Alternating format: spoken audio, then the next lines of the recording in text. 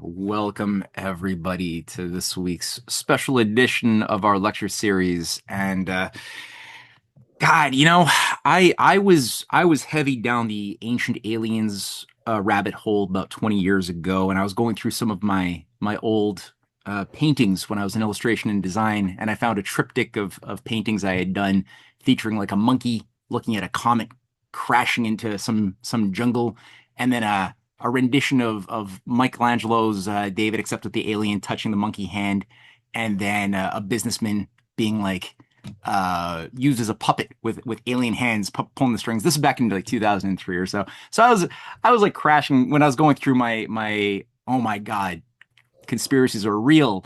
And we all kind of like when the big narratives that were fed as we're born into this world try to map it out, when the big narratives turn out to be fraudulent, it gets messy for a lot of people. And there's a lot of traps along the way to suck people in out of the big net, who jump out of the big net and fall into smaller nets that seem like they embrace a greater spectrum of reality, except there's some Trojan horses along the way. And we have no shortage right now of secondary, tertiary, small nets masquerading as truth for those who want to think in alternative modalities and not just take in the big popular mainstream narratives. So Erich von Daniken, Zacharia Sichin, things like that were I was eating it all up. I was eating it all up, and over the course as the years go by, you're like becoming more geopolitically savvy about some of the intelligence agencies and their methodologies in terms of controlling the minds or creating a space of illusory truths for the minds to be to jump into as little sub cages. And I've noticed that in the last several months, Heather and I, Dr. Heather Lynn and I have found ourselves in the same sort of space in certain think tank, as Kurt Metzger calls it, his little unofficial think tank, and just sharing ideas about how psyops work. And I was very impressed by Heather's work. Heather, for those who don't know, is an author historian. As she codifies herself as a renegade archaeologist, tracing the hidden architecture beneath the modern world. She's an adjunct professor of humanities, and she's been a frequent guest on Ancient Aliens. Her H files, I subscribe to it on Substack, is a fantastic resource. Really, really sharp ideas. And the Midnight Academy podcast is a fun thing too, as well, for people who like outside the box thinking. And she's written a lot of books. A lot of them are going to be in the description box under this video. But Heather, we were just chatting a little bit about the fraud of what the sleights of hand of people like von Daniken and Zacharia Sitchin and so many other things. There's so many stories that are being pummeled, especially now that it seems like everybody in government, in every institution, is really adamant that human beings at this point in time right now should be thinking a lot about UFO disclosure and government collusion with ETs. That's like everywhere we look. So you've painted an interesting picture, especially as far as the frauds of the ancient archaeology stuff is concerned with the ET spins. So I was really happy that you said you'd be down to just showcase some of your thoughts, your ideas, and like we always do, after Dr. Lynn goes through her formal remarks, we'll open up for some Q&A with the live audience. So everybody just put either your digital hand up or put your name in the chat box, and I'll call upon you so you can throw a question or a thought at Heather as you see fit. Dr. Lynn, it is all yours. Well, thank you so much for having me here. It's a great pleasure and honor because I just love your work so much. And we've been spending a lot of time in our informal think tank sharing back and forths. And it's not every day that you find people who are so awakened. I hate to use the word woke and all of that, but just that metaphor I think has been played out. But there is something to it because there are people who are just sort of sleepwalking us into Armageddon. It just seems as though. And I think, strangely enough, the ancient alien question, it has a lot more to do with it than one would initially think. It seems probably more entertaining than anything else to most people, especially with television shows like Ancient Aliens. And, for full disclosure, I've been on the show, and I usually am an apologist for the show for this reason. My experience has been that they never tell you what to say. They have a huge variety of people. They like to try to showcase people who are these so-called ancient astronaut theorists. Those are the ones with the quite the entertaining hair choices, or the personalities, than they do the people who might add some level of credibility or something to that effect. But they've never edited me in ways that I felt were objectionable, and it's usually the same core group of individuals who, from what I can tell, don't really have anything nefarious going on. Although you never know when you get up to the top. But so that's just my kind of take on that. I think, at least initially, I thought it was a good thing that those types of shows existed, because I felt like, and I kind of still want to think that those shows and maybe books and things that are more entertaining like that stoke creativity and get people thinking out of the box.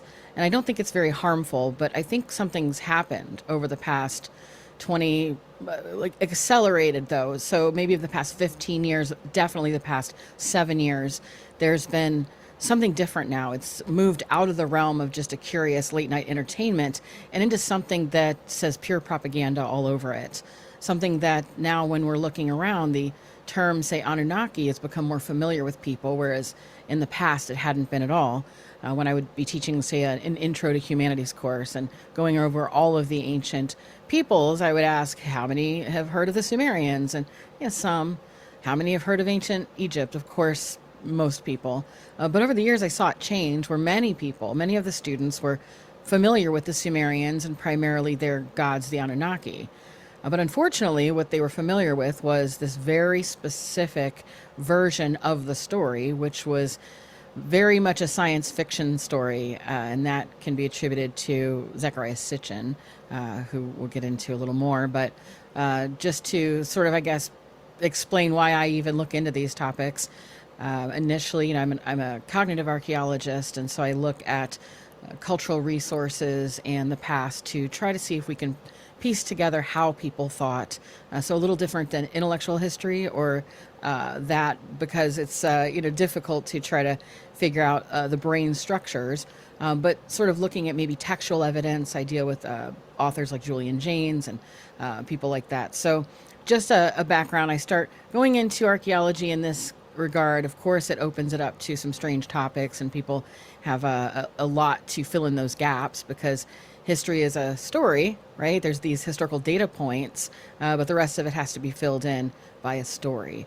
And that leaves a lot of problems and a potential vacuum, of course. So I'm writing a blog, and it starts to become a little popular, and I cover a story about excavations that were going on in Iraq for the first time in decades because of war. This was the first time, in particular, Western academics had been there. So it was the University of Manchester was heading this whole thing, so it appeared. And it looked really interesting, and so I reached out to the professor and said, yeah, can you tell me a little more about what's going on? And in fact, could I have an interview with you or ask some questions? And he says, sure. Just run it through my secretary and we'll figure that out. So I had like 5 questions. I put it out to the members of my blog. And funny enough, everybody's question had to do with Anunnaki, and more specifically, the concept of stargates. And so I thought, well, this is what the people want, so I'm going to put that in there.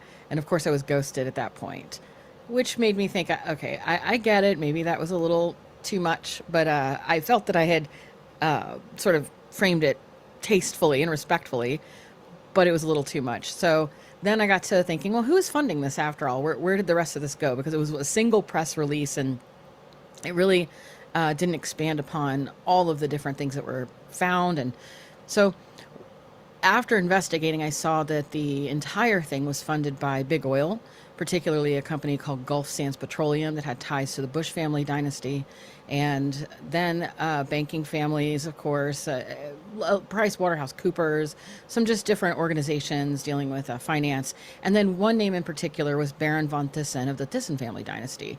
And what made him notable, other than the fact that his family had been wrapped up in funding the Nazi war machine from the very beginning, he was the second largest collector of antiquities, specifically Mesopotamian antiquities, since second only to Queen Elizabeth II.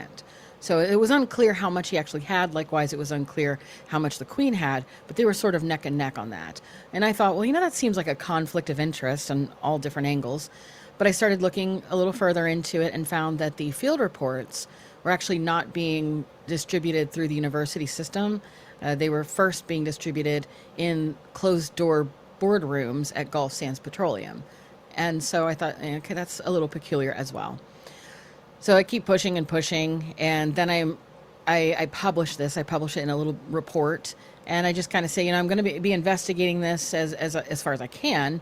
And then individuals reached out to me with a lot of different concerns, people on the ground, and then people who were, as I found out later, self-described occultists. And I thought, well, that's very strange. And so I followed those leads and pulled on those threads for about 13 years.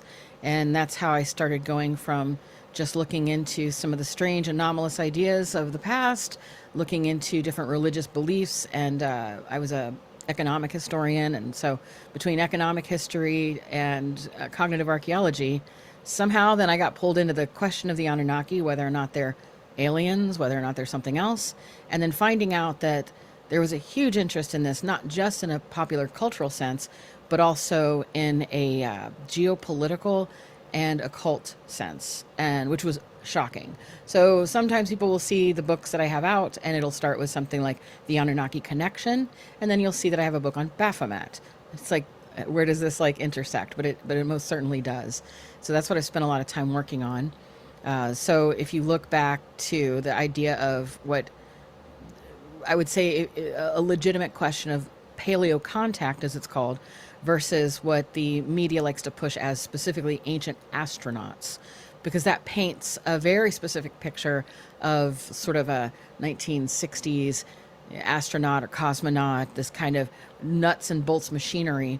And that really has to do with the work of von Daniken, but then Zacharia Sichin as well. So if anyone's heard of Zacharia Sichin, I think this is really where specifically the Anunnaki story starts to coalesce into something that becomes almost a modern mythos. And now what you have when people do discuss the possibility that perhaps at some point in time the Earth was visited by some sort of extraterrestrial entity or entities, it becomes now very much limited to Sitchin's contribution, which was essentially a costume and a counterfeit philology. He said that the Anunnaki came from a literal planet called Nibiru that was on a 3,600 year orbit, and that every almost 500,000 years they come to mine gold. He says the humans were engineered as a slave species, done so by splicing their genes into early hominids. And then, of course, the Anunnaki story gets folded into the Nephilim of Genesis, and the human kinship is read more of a sort of office setup. So it's like this Starfleet command center, sky god kind of thing. And it has a very, as I said, science fiction component to it. And the academic rejection of it is not necessarily political or anything. It's purely technical. One of the bigger minds that used to go after him was a gentleman named Dr. Michael Heiser, who was a legitimate Assyriologist, and he had a website called sichiniswrong.com. But part of what then created, I say, this cult of personality thing was everybody really loved the work that Sichin did for so long because it was very popular and fun, and some of it was even actually fiction. So a lot of people kind of lump the nonfiction and the fiction together under the guise of, well, it was so dangerous to the narrative that of course it has to be under fiction, right? So we have that. But the initial book that set this all off was in 1976. It's called The 12th Planet. And so in this sense, you have him dominating and shaping a very specific narrative. He claimed to have been like the only person that could actually read these Sumerian texts, which is just not true at all. The field had been going just fine for, a long time before he came along.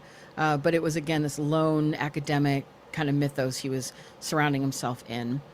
And then, of course, you have Michael Heiser, who didn't necessarily portray his own bias, which was that he was an evangelical and had that perspective. And so while he was a legitimate scholar and really was able to take Sitchin to task, he would sometimes go in and put things in that were so-called Bible based, and so at that point you're now trapped in a paradigm of it's either a science fiction story or a quote Judeo-Christian narrative, and that's where we're sort of at to this day with that. Now, Sitchin has passed away, and a lot of people still hold him up as this now legend, and that he was the only person who knew anything about the Anunnaki. But the question then really is, why this particular set of gods? Why did they capture the imagination so much? So I think you'd have to kind of go back a little bit and look at two separate things. One, the advent of archaeology as a whole. It's looked at as a science, of course, currently. It's also looked at as much as many people in at least the American Anthropological Association would not want it to be known or talked about. It's a soft science. And there's nothing really inherently wrong with that, but that is what it is. And no amount of scientific technology or tools or LiDAR scans or ground penetrating radar is going to change the fact that when you find something in situ, you have to still be able to infer or use a qualitative analysis to understand perhaps what could have been the reason for it being there, or what job it did, or what context it had within the larger cultural question. So that's something that in the early years of archaeology was kind of put in by design. So it started out as a very wealthy person's hobby, a hobby of the landed gentry in Europe in particular, and it was basically called antiquarianism. And this would be, people who have some money and they have the ability to travel, and they would go to these far off places and essentially loot and bring the things back to their cabinet of curiosities, which would be not necessarily a small cabinet, but rather a whole room where they would display these things like a museum. And I think probably one of the most famous examples, or most fun, would be the Highclere Castle, which is the set for the popular films and masterpiece theater show Downton Abbey. So if you're familiar with Downton Abbey, you'll know that the original lord of that manor was the one who actually funded the expedition to acquire everything from King Tut's tomb. And he acquired everything from King Tut, brought it back to Downton Abbey, or Highclere Castle. And in that basement was everything that eventually ended up in a museum, although they still do have a collection. That's where, when you hear of the stories of the mummy's curse or people dying, getting sick and that sort of thing, that was happening at Highclere Castle. So very kind of romantic idea of things, but it's something to consider. And I think that show is probably a really good, maybe layperson entryway into this question, because it's set during a time where there's great sociocultural upheaval. You have the war, the First World War, and people start to change their mindsets about who has all this land, who has all this privilege and this sort of thing. And a lot of things were just changing. Well, in response to that, these individuals who are antiquarians did not want to give up their passion, their hobby. And it was a little more than a hobby too, because it really had a lot to do with trying to find any evidence of, well, bloodlines, of course, divine right to rule. There was a lot of Freemasonic mythos that could have come out of that. There was a lot of interest in it, where it was more than just a simple curiosity. It was taken very seriously. So they wanted to protect it, and so they ended up donating a lot of the findings to museums and universities and the so-called public trust. And even to this day in museums, you'll see little plaques and labels beside pieces that will say generously donated by this family or that family. But it was a way to sort of like beat it before it got to them. They legitimized it then into a science, and worked with universities and libraries and research institutions, and started using more scientific methodology and making it a little bit more public. And so it's not a very old discipline. We're talking the 19th century. And so it's just usually, I find it's very important to point that out, because so many people now, you'll hear in sort of debates and things online talking about what we quote know about the past based on the evidence. And you should always just look at that with a little bit of healthy skepticism and have the asterisks aside. So in other words, if we say history begins at Sumer, we can literally say that because the beginning of history starts with the written record. That's the story. Before anything written down, it would have been considered prehistory. So history begins in Sumer, which is in Mesopotamia, which is modern day Iraq, and in between the land of the Tigris and the Euphrates. So, with that said, though, you still would want to put an asterisk on that because there are other sites like Göbekli Tepe that have been found, and it's going to take many decades, if not more, to fully excavate it, and you never know. You could actually find evidence of some sort of written record, and then that would push the timeline back. So the problem often comes when people have a very steadfast view of what the past is, and most of that has to do with people wanting to shape the narrative or hold on to the narrative, in particular countries as well.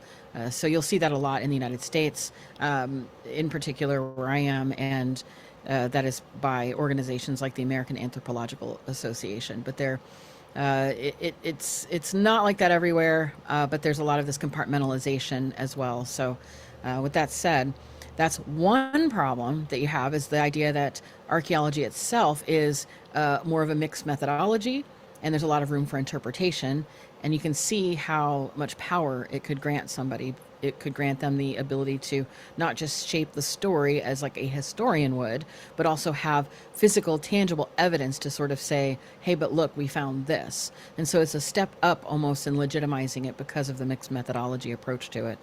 But then you have in this 19th century, when things are sort of coming together and all of these individuals are just going out looking for things, you find, again with Sumer, finding this language, finding this culture and this civilization. And it was unlike anything anybody had ever seen before. So much so that in academia, they called it the, quote, Sumerian problem. And there was a real scholarly war over this, and it ran for decades. The Sumerian problem is kind of a technical question. It was who invented the first writing system. But later in the 19th century, language, race, and culture were treated sort of as a one substance. So the question everyone was really asking underneath that was, which race invented civilization? But the initial question was sort of twofold. The Sumerian problem does have to do with the language problem, but also this civilization problem, which is, how is it that in the course of only 200 years, after millennia of hunter-gatherers, and then we have in the region semi-settled hunter-gatherers, and then boom, in almost a historic blink of an eye, you have what we would deem as civilization, with a host of inventions, with advanced cities, building techniques, math, sciences, even things like positions that you would have. Like there would be professional positions, not just labor. There were lawyers. They had a bicameral Congress. They had so many different things that would be astounding when you consider. But how just within 200 years? Then you look at the language, and the language is what's known as a language isolate, meaning it's not at all related to any of the languages nearby. So the question then becomes, how did they get this? And then you look at their actual text, and they claim themselves that somebody else came and gave this to them. So that's where you can, if you, rather than translate, say interpret, you could interpret or sublimate over this a story of alien invaders that come down and, subjugate the people, and that makes for a great story. And there actually is plenty of evidence for that if you translate it as such and interpret it as such. But translations, if anybody speaks multiple languages, you understand that it's not a one for one. There's concepts, there's different ways of thinking about things, and we're separated by a span of many thousands of years, and the culture at large is very different. And so to be able to kind of plant what you want in there is very possible. And but what captures the imagination, of course, is going to be something that comes out and says, hey, I got it, this is the answer, and to very carefully and almost cherry pick the data so that it supports this fantastic question. And again, it's not even to suggest that perhaps there are aliens somewhere, and perhaps even they have visited the planet. But the question of them zooming around and aptly 1960s spaceship technology with nuts and bolts and metal and helmets, and the way it's expressed that they were sort of manipulating our genes was kind of like a Mr. Wizard's World thing, where they're, if you remember that show at all, where they're having beakers and white lab coats, and it becomes very fun for people, but it's also, I mean, dare I say, preposterous. So you at that point then have these people who are trying to fill this vacuum, and on one camp you have the question of, well, it must be that only Semites, so-called Semites, had lived in early Babylon, so Semites must have invented the writing. And the loudest sort of voice of that was an Ottoman-born Jewish French scholar and a Zionist of the pre-Herzl kind. And so from 1874, his name was Joseph Halevi, and from 1874, he argued at length that the Sumerian language was not a language at all. He said it was an artificial priestly cipher invented by the Semitic Babylonians, and it was a sacred code that no people could really understand, except perhaps Hebrew scholars later, which incidentally, that's what was the background of Sitchin. He was an armchair Hebrew scholar. He was actually an economic historian and other things. But the most prominent Jewish scholar in founding that debate, though, he tried so hard to position it as there were no Sumerians, that it was actually Semitic people that were in Babylonian captivity. And even so much that the Encyclopedia Judaica names this motive outright and called it Semitic pride. So it's not something that people run from. So that was the beginning of sort of trying to figure out these tablets and figuring out, well, how did these people come about? Why were they so advanced so quickly? And then you have people arguing back and forth. And it worked for a while. That was the running idea. And this individual, Friedrich Delitzsch, was the leading Assyriologist in Germany. And he held that very position for about 12 years. And so 12 years he was going along with the concept that these were actually Semites that sort of invented this language and this sort of thing. But then he found different information that came out of the Penn Museum, some of the excavations at Nippur from like the late 1880s, and he created a lexical and grammatical work and started looking more deeply into it. And he thought, you can't argue away a spoken language. And he just had a whole shift. And so then he had this mindset shift, and he had to write about it in what he called the Great Deception. And so he was the leading Assyriologist at the time. He had put the grammar and the lexicon out of Mesopotamian languages. He was a chair at the university. I think it was in Berlin. So I forget which university, but he was the chair of Assyriology. He was actually the son of another famous Christian Hebraist, and essentially a missionary too. And so he was forever in his life looking into these things. And in 1902, he delivered 2 lectures. One of them was Babel and Bible, and he put that out to the German Oriental Society. And then he discussed the so-called Great Deception, where from his point of view, a great deal of the Old Testament was actually borrowed from older Babylonian sources. So he said the creation account, the flood, the Sabbath, and portions of the law in general, even the land of Canaan itself, he argued was already sort of saturated with this Babylonian culture before the Israelites even arrived in it. And so he ended up holding 3 small tablets up from the age of Hammurabi, and he reads 3 personal names, and he renders them as Yahweh is God. So if that reading is right, the name of Israel's God is pressed into this Babylonian clay 1,000 years before it was ever had in Israel. So the evidence of Yahweh being a God came way before Israel. And so his view was that this was not a revelation at Sinai, but rather an inheritance from the Canaanite tribes who had settled in Babylonia. And that tore everybody apart. Newspapers were on top of this. The people were talking about it, going to his lectures in droves, and it really shook everything up. And so he codified it into the 2 volumes in 1921 called The Great Deception. And so he did not. So Later, his work gets to be framed as he was trying to take Judaism out of Christianity. But what he did was he sort of renames Yahweh as Yahweh, cuts him down into a national god of Israel. Sort of says it's nothing more than a tribal possession, nothing very universal. So you can see now this split going back and forth, and this split just keeps going and going. And this is like the crux of this argument, not necessarily like who are the Sumerians and what's going on, but it was more so now centered on the question of an idea of like a racial supremacy, or that's how the discussion started going. And so at this point, you can say, well, who paid for the American end of this? And when you look at the Penn Museum in Philadelphia, which is where a lot of the work was coming from, their whole thing has six-pointed stars all over the stone buildings, and they were very much, this was before it was adopted as the so-called Star of Israel. But this was something that at the time they were looking into as like, we're going to make this particular museum the place where we start recognizing Zionist political causes. And it wasn't everybody in that group. There was a small group. A lot of the actual Jewish people weren't allowed to research or do the work. They had to have others help them with that until, long story short, they ended up going to a syndicate of very wealthy Philadelphians through what was called the Babylonian Exploration Fund.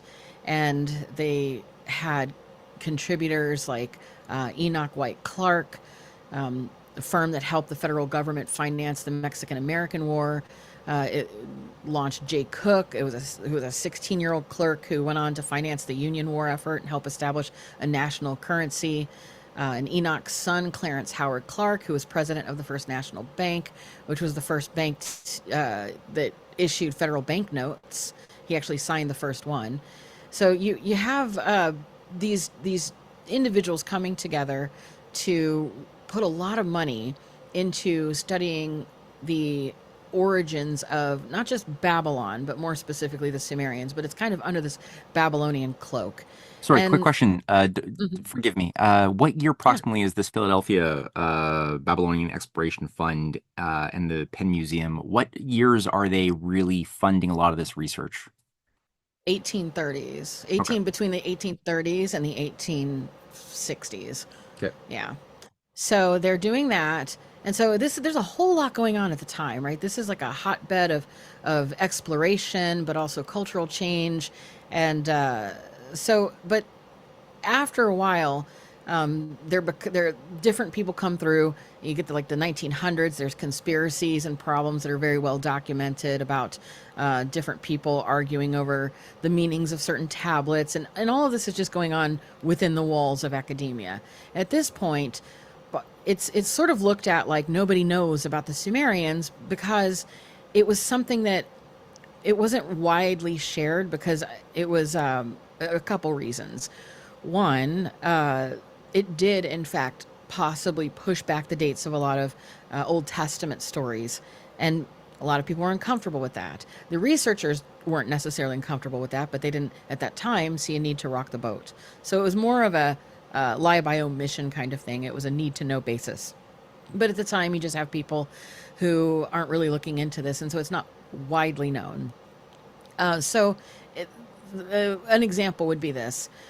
In the Noah's Ark story, of course, many people know this culturally, the Noah loading the animals up on the boat 2 by 2. The older version of it, though, from the Sumerian it's very specific and it paints a very similar yet different tale, more details. So it talks about their Noah figure. They're able to see things in the stars because they're a great astronomer, and they see that something's going to happen. And rather than pick up all of their family, they look around for the individuals in their culture that are most adept at the sciences and the arts, and those sciences and arts being weights, measures, math, agriculture in particular, medicine, and those sorts of things. Then, and this is where it gets very important, the quote is that they collect all of the animals of the steppe.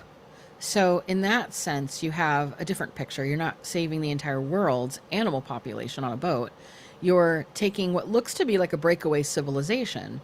And if you look at when it is estimated that that particular story was written, it was not 6,000 years ago, but it was 12,500 years ago, which coincides with a interesting yet still controversial idea called the Younger Dryas impact event, where it is believed by many, but still contested, that there was a impact that created instantaneous devastation, killing out the Ice Age animals, but also then massive climate change where things froze over, but then they also melted. And so you'd have many floods in different areas, leading to a dis- displacement of individuals, climate migrants, and possibly then a shared oral tradition or cultural memory of a great flood, so that many people may carry that story with them.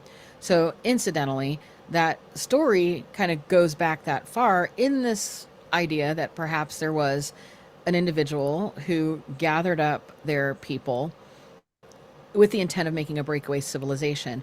In doing so, they were doing this from the Eurasian steppe and taking the animals of the steppe. And if you know about, say, the anthropology of nomadic people in that region, how they've been able to survive, they would take those animals and either make cheese, have dairy, or also in some cases have to bleed the animal for the nutrition, but that would create a non-fatal wound and they would be able to survive that, and that's another nutrient source. And then, of course, if the animal couldn't make it through the journey, that could be used as food too. It's almost like you're taking a mobile agricultural system with you, which would have enabled you to go very far and still maintain nutrition and the memory of your culture and the ability to maybe teach people or understand how to reestablish a civilization. And when you look at these ancient texts, then they do describe a meeting of two peoples, the semi settled hunter gatherers at the time, who in the text are referred to by these so called Anunnaki as the Adamah, which in an Abrahamic faith it gets interpreted to be the people of the clay, or a man made out of clay. And of course, later we have it called Adam. But in that tradition, it's the idea that God creates the man, Adam, out of clay of the earth, sort of forms him in a little figure. But in the translation that's much older, it means very specifically a man who is red like the clay. It's a very specific red clay. So it's like red clay man. In archaeological excavations in that region, you find the individuals there. Average height of a grown adult male would be about 5'1". Hunter gatherer, semi settled, so not necessarily so robust. But another thing that you find with them is that in their funerary rites, they put this red clay, this ochre, over their the bodies. And so there have been studies to suggest that perhaps this was something they also did during life, because you see this in indigenous cultures where mud is often used or clay is used as a sun protectant or aesthetic reasons. At the same time, they were described as being the black-headed ones. And if you were also having black hair or somehow had that phenotype, then you wouldn't necessarily call that out about those other people you're encountering. So we're shown sort of a depiction of shorter statured individuals who may have appeared red in color with dark hair, and other individuals who were then described on the other side as the so-called shining ones, which has been, again, this is the problem with translation versus interpretation, because some people have interpreted that as being that they're glowing like aliens, or some people have interpreted as they are shining as in they're very bright, they're very smart and intelligent.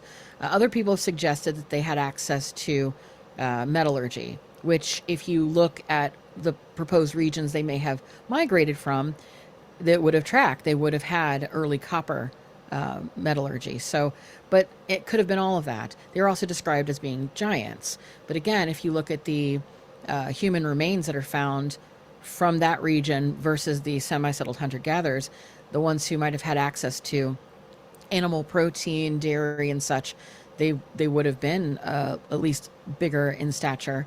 Not necessarily giant, but the thing is, it's about perspective and how we read into these texts. And it's very fun and romantic to consider it like Jack and the Beanstalk level giants. And so you will see people who look and say, well, the Anunnaki were literally giants. They were huge. They're like 20 feet tall, and then we get into that perspective. So you can see too, as I'm saying this, there could be a lot of uh, problems or potential problematic statements here, conclusions made, because what it does appear to be is that you have a group of individuals coming from the north descending down who also are described as having blue eyes, which is why the evil eye is considered blue. And you weren't allowed to look at it. It was very powerful and scary.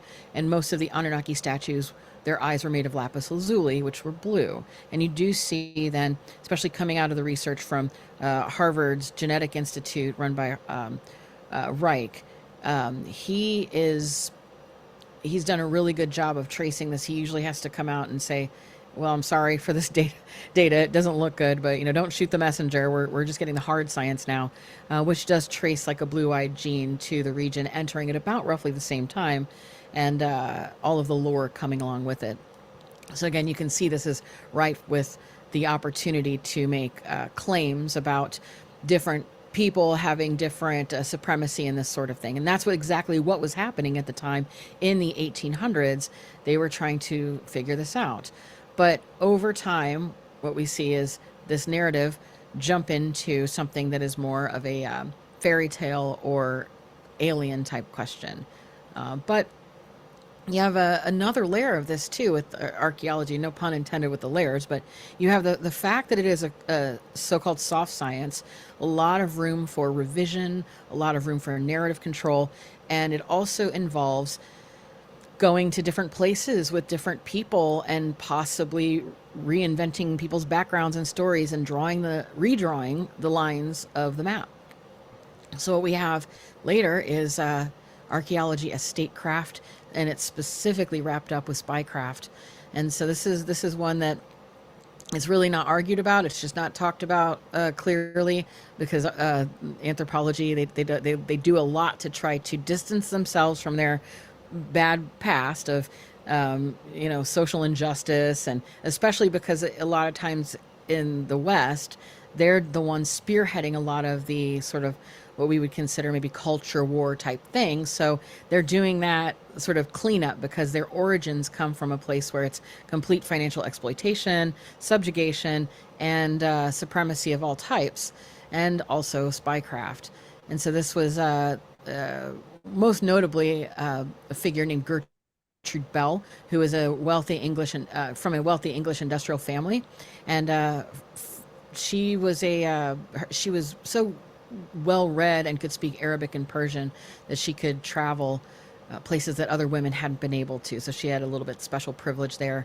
And in 1913, she goes under the cover of an archaeological research excavation. She goes to Hale, and she starts kind of on behalf of the British government trying to ascertain the strengths of the Al-Rashid family. And so she goes then inside Cairo intelligence and starts the Arab Bureau. And in 1917, then Baghdad falls to the British, and she becomes the Oriental Secretary to the Higher Commissioner. And then so you get in the early 20s, this Cairo conference has Churchill presiding, and she backs, well,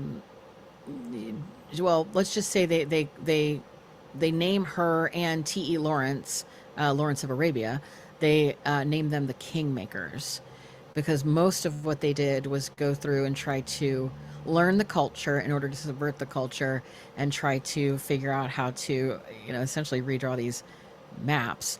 So it's the literal king making and literal map drawing done by archaeologists. And it's still done to this day, where this is why, I have archaeologist friends who have complained that in Turkey they've been detained and asked questions. And it's like, yes, but on the other hand, it's because most people understand that this is still being used as spycraft.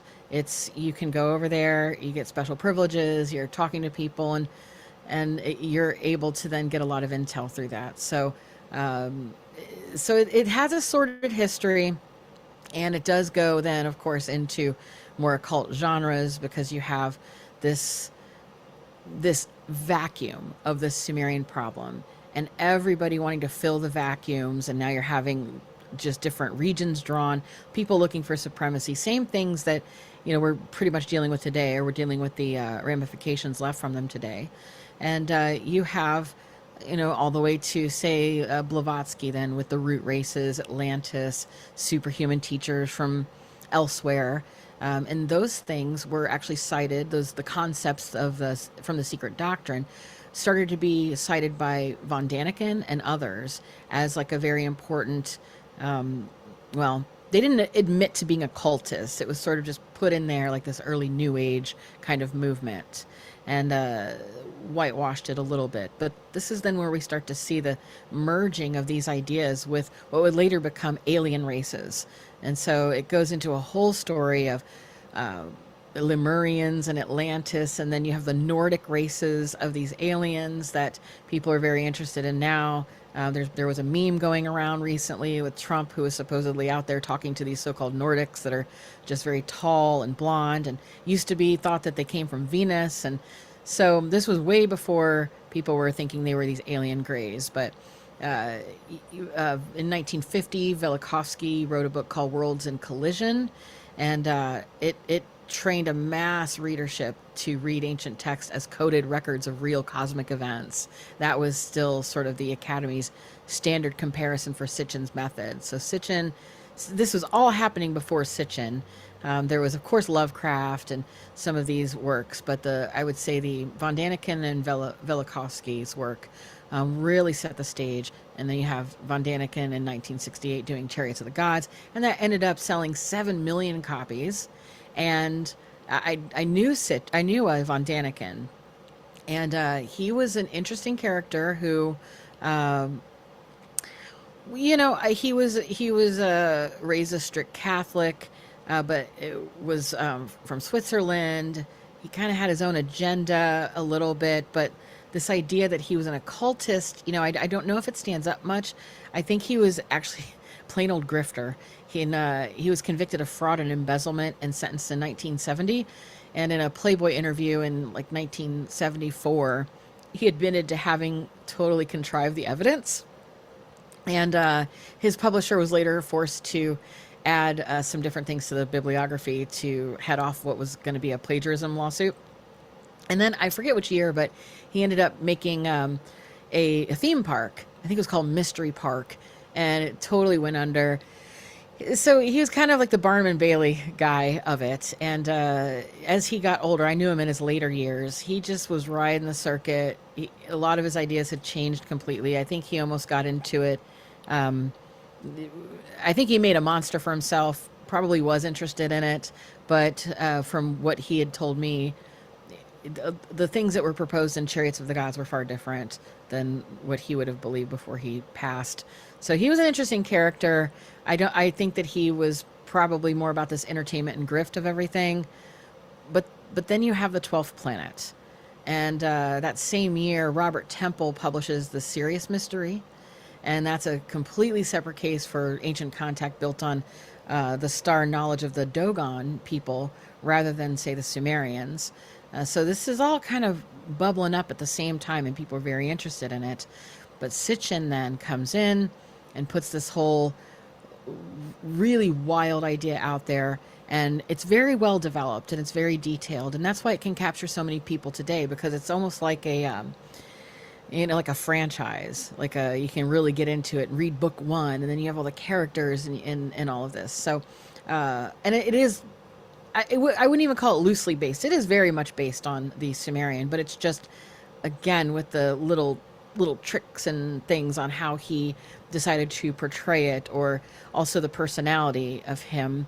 He was known by anybody I know that knew him, even if they don't publicly say so, they all agree that he was just an awful person, that he was just like unchallengeable, that he, just he had an agenda. That was always kind of the idea. But people usually were saying the agenda was that he just wanted to make money, or put forth this idea of the Sumerian gods being aliens. But when you think about, this is where I started to do a little bit of a deeper dive into Sitchin, because as I start writing the books about the Anunnaki, because I'm interested, I'm like, what is going on here, right? There's this weird historiography where people are fighting over the supremacy of the first civilizations and such.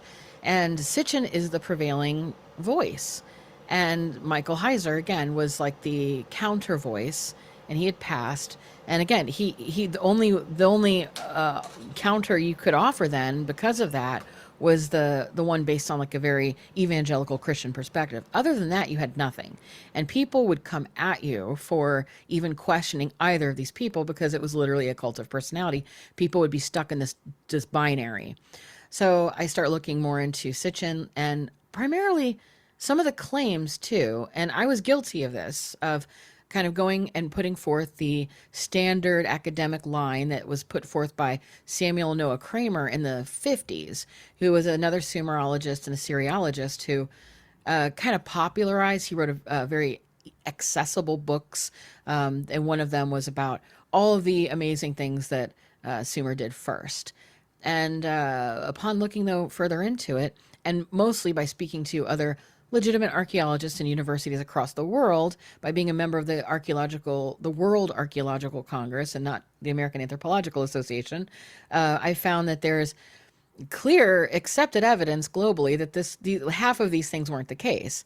So, for instance, like the oldest wheeled cart was not from Sumer, but rather outside of Poland.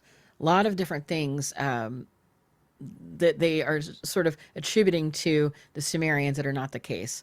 So, I had to re-examine that a little bit, and then it made me re-examine a lot of things. And this is where you find out, okay, most people think of Sitchin as this, maybe he was a historian. They'll give him that. They'll say he was a historian, and he taught himself these languages because of his ability to speak Hebrew. And then he's just this lone scholar, and he was the only person that could understand this, and people rejected his scholarship because clearly it's controversial, etc.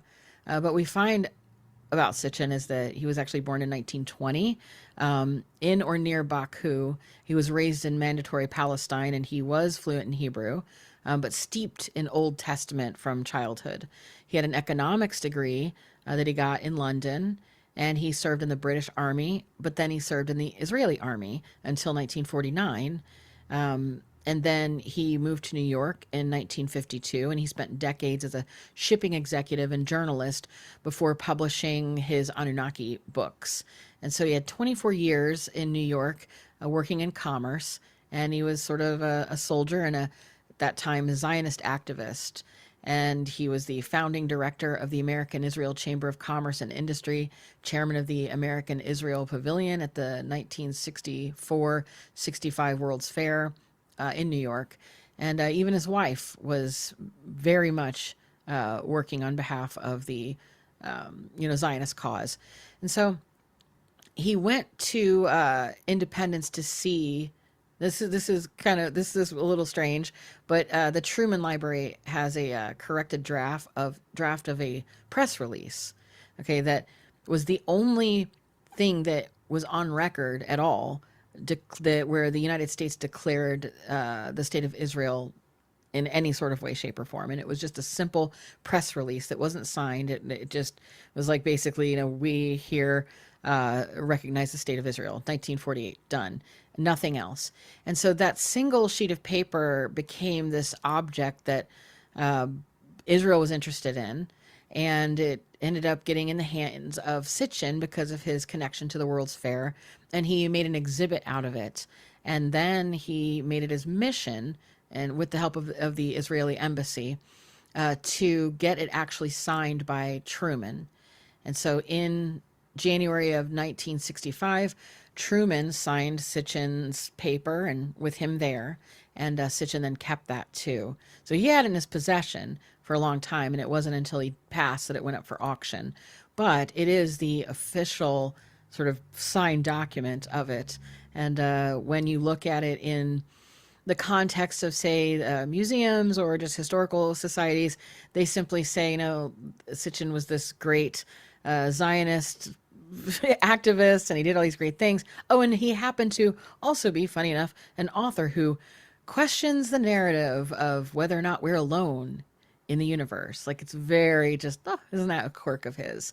And so it struck me as interesting that all of the people who are just followers of Sitchin never seem to know about that, never seem to then wonder, like, why his very last speech that he gave, that's behind a paywall of his own site, was on Jerusalem and the importance of keeping Jerusalem in the hands of the Jewish people because that's where the Anunnaki are going to land, because that's where they came from, and they're going to come back in their spacecraft and set everything right for everybody. And of course, the people who accept the Anunnaki are going to help rule the world, and it just gets a little bit like heavy-handed. But some of that's hidden behind multiple paywalls and this sort of thing. When did he say this?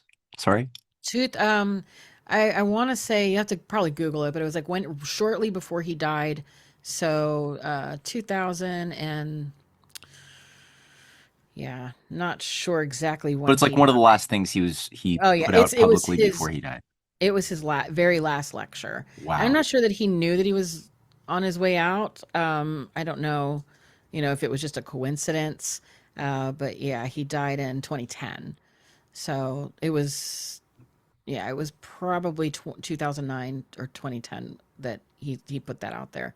Wow. And it's still available and people can watch it. You have to pay like $1 to the family to watch it. So well worth it, because if you can sit by it's worth it as an ethnographical study, because he's there in front of an audience of just very happy people to just, they're his fans. And so he's able to just play the crowd, and you can see how he frames the arguments, and it's quite a sight.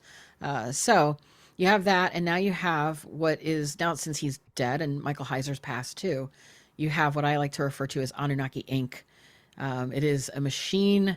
You have people like Billy Carson. You have people who are wrapped up with the television media space called Gaia Television.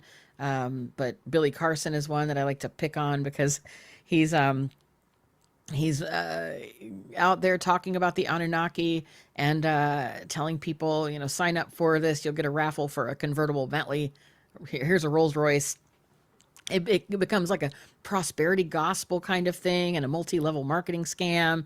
And it's like, how did something like this? I mean, I've kind of given the full history to an extent on the origins of the questions over the Sumerians and archaeology itself. And how does something like that now in this era, in the 2020s, become a multi-level marketing scheme meant to give people a Rolls Royce if you sign up to believe in these ideas about the Anunnaki being coming to save us or something to that effect? So strange things, but it often, at least in my view, has pointed, as somebody who's been on the inside of this as well and spoken with these people, spoken with the executives of these shows who would like to have me on or push these agendas, which I will clearly not. But they, I do believe that the underlying reason for all of this is to try to get everybody united into the notion of a one world religion that is going to be head by these, they're going to call them aliens, but they could also be seen as ascended masters, angels, whatever they want to call them. It's going to be all an ecumenical design. But I think that it does have more to do with the one world religion that they're trying to push out, that's steeped in theosophy and kind of cloaked in new science fiction kind of terminology. And the person who paved the way for that was Sitchin with his 12th planet and spaceships and whatnot. And you see it trickle into the media everywhere now. So that's sort of, I mean, that's in a nutshell what I'm kind of working in and working on. And yeah, so it's a lot, but That's no, that's good. That's good. No, you threw in some twists that I wasn't fully anticipating. That's great. And just weaving together the story of what's her name? The T. Lawrence Kingmaker woman, Gertrude Bell, very, Gertrude yeah, Bell. Yeah, yeah. that is so important to weave together this whole Palestinian exploration fund that creates the British Mandate Palestine, that has this whole objective, which is very confusing for people, and they often treat it in a completely separate modality from the analysis of the whole fight over the science of archaeology, the fight over the story of our origins, and what you've said is very insightful. And I'm going to I'm going to have some questions for you, but I'm going to hold back because I know the audience definitely wants to throw some stuff at you. Starting with the first person that I saw get in there with a question was Monty. Monty, I know you had something to say. Go for it.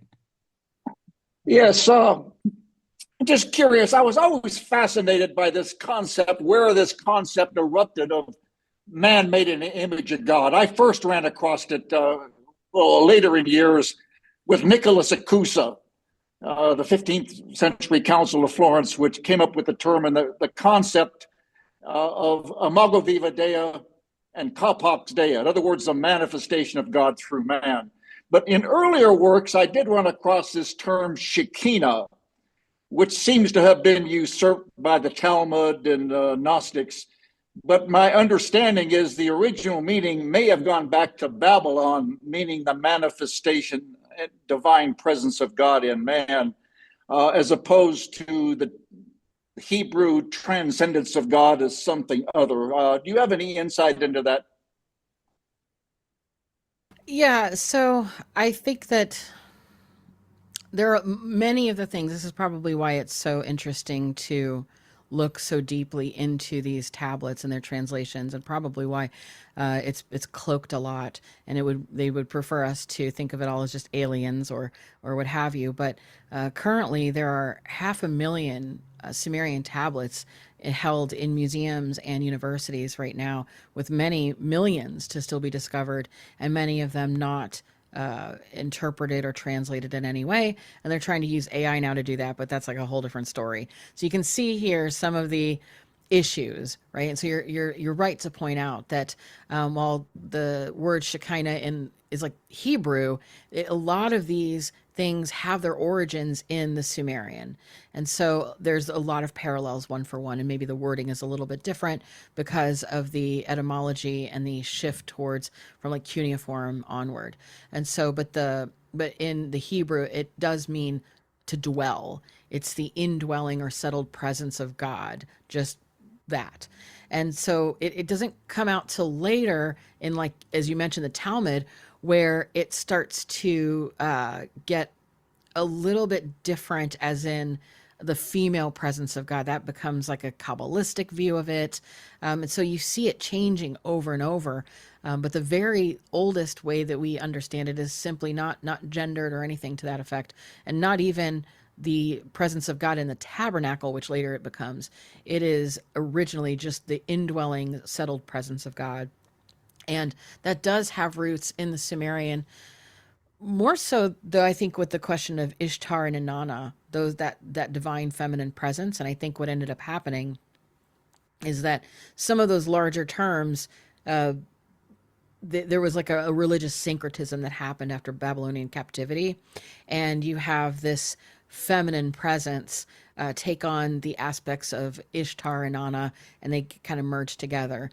So I think it's just a I think the original was just simply the indwelling place of God, and then later it became more of a divine feminine kind of thing. And then of course, within the Zohar, it becomes this concept of Malkut, which is the 10th and lowest sephira in the tree of life.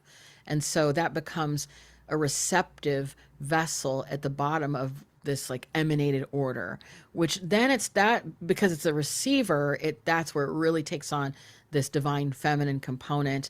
And when you see individuals maybe at the Wailing Wall, for instance, and they're doing like rocking back and forth, that is their practice to call down this particular version of Shekinah, which is that feminine presence, and it's a vessel.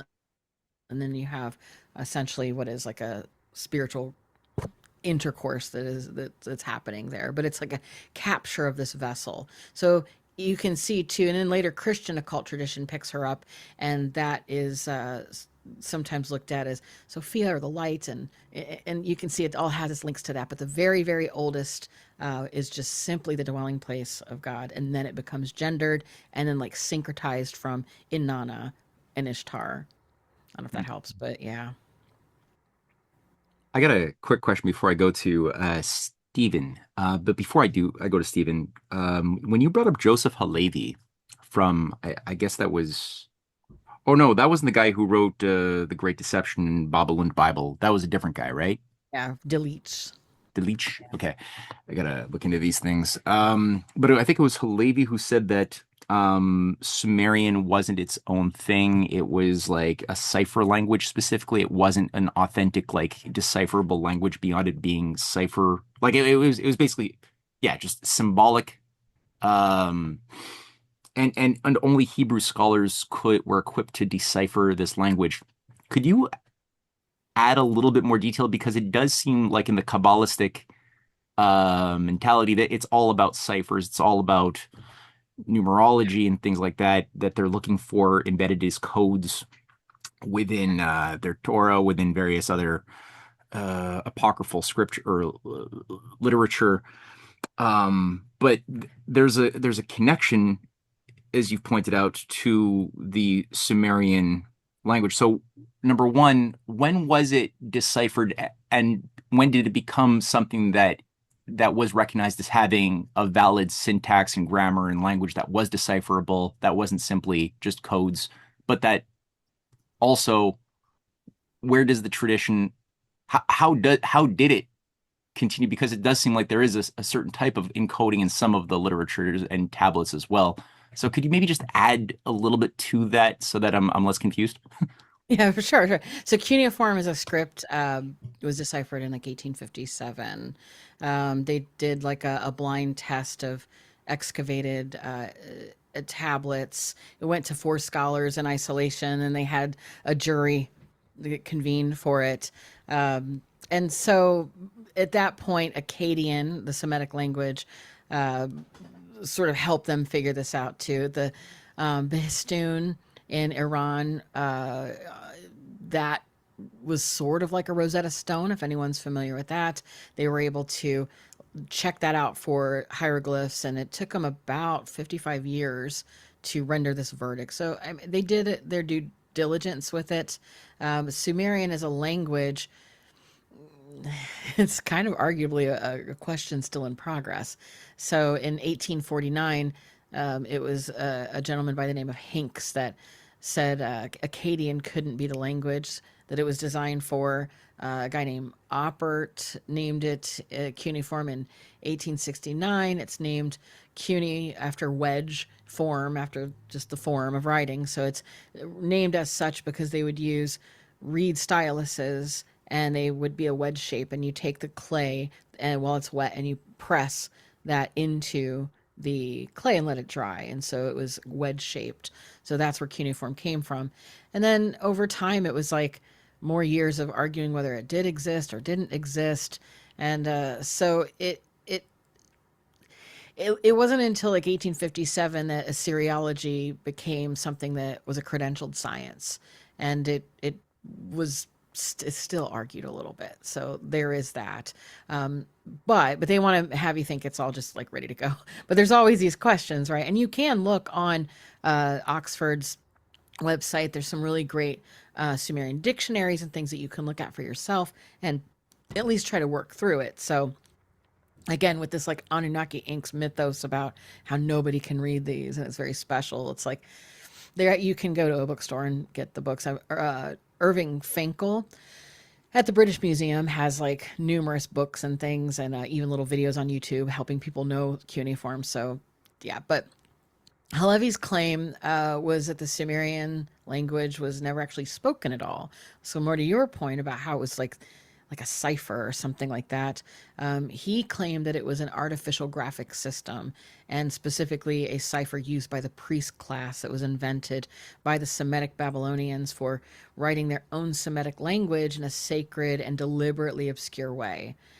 So, and it pretty much does track with that. So he claims it wouldn't have been a different tongue, a different language, but just a different, say, costume or a different look for the same language. And that would be allography. So that's what that's referred to. It's one language, but two writing systems. One, the second being esoteric and restricted to a scribal priest class.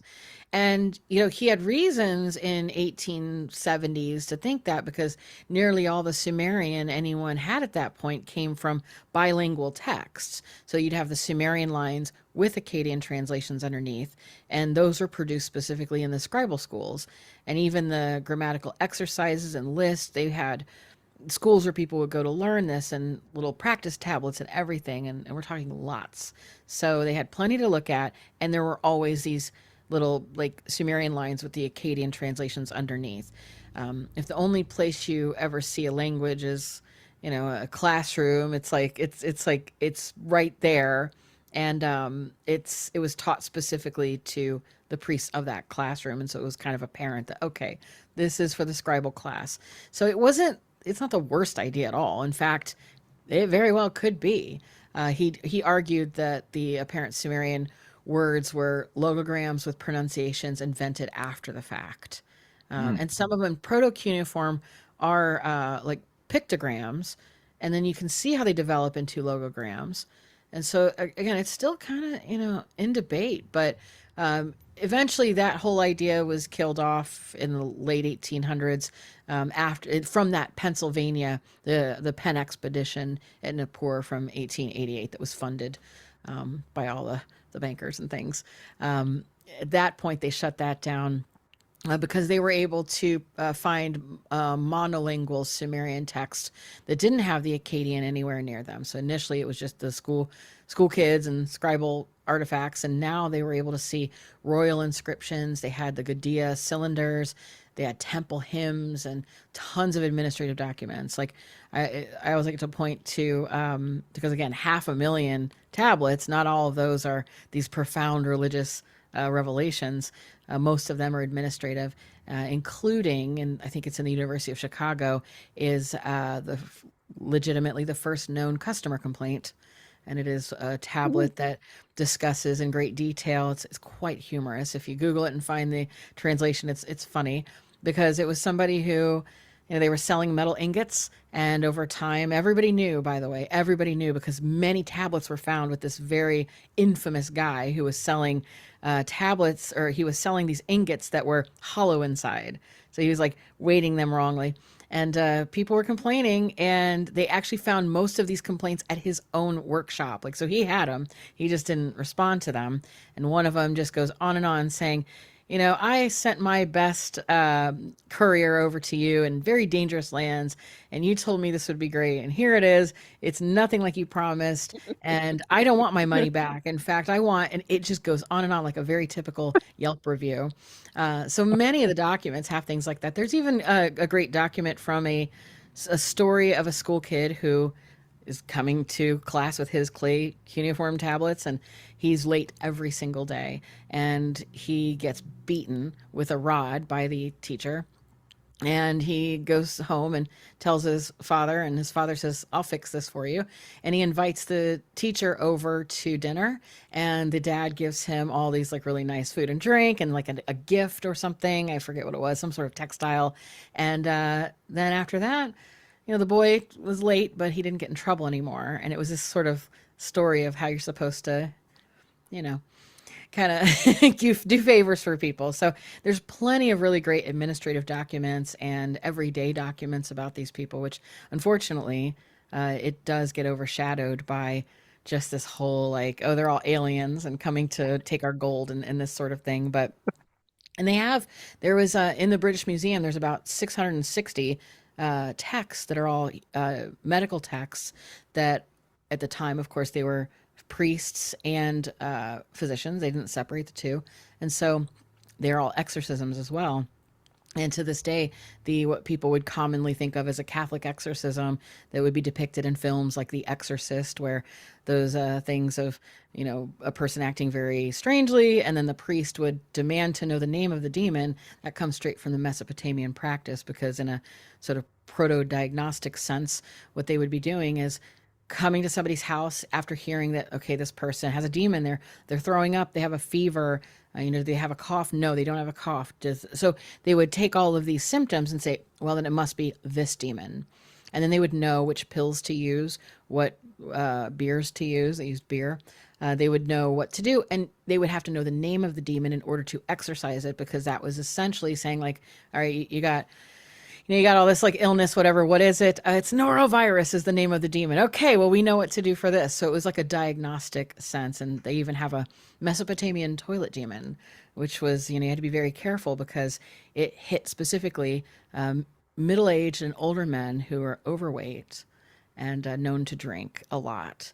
And they would sit on the toilet, and when they would be going and doing their business, sometimes they would die of what appeared to be a stroke or cardiovascular event.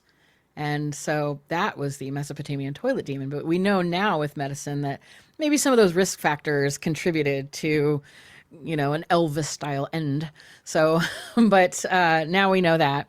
And but it's a shame that so much of this really interesting history has just been kind of washed over by spycraft and the occult and people looking to assert themselves as the ascended bloodline that's meant to rule over everybody. And that's where it was really strange to me, where, eventually I get contacted by people who are in these different Freemasonic or loosely organized Freemasonic organizations that really do try to link themselves to this particular, quote, Anunnaki bloodline and establish themselves as having the clear right to rule over us.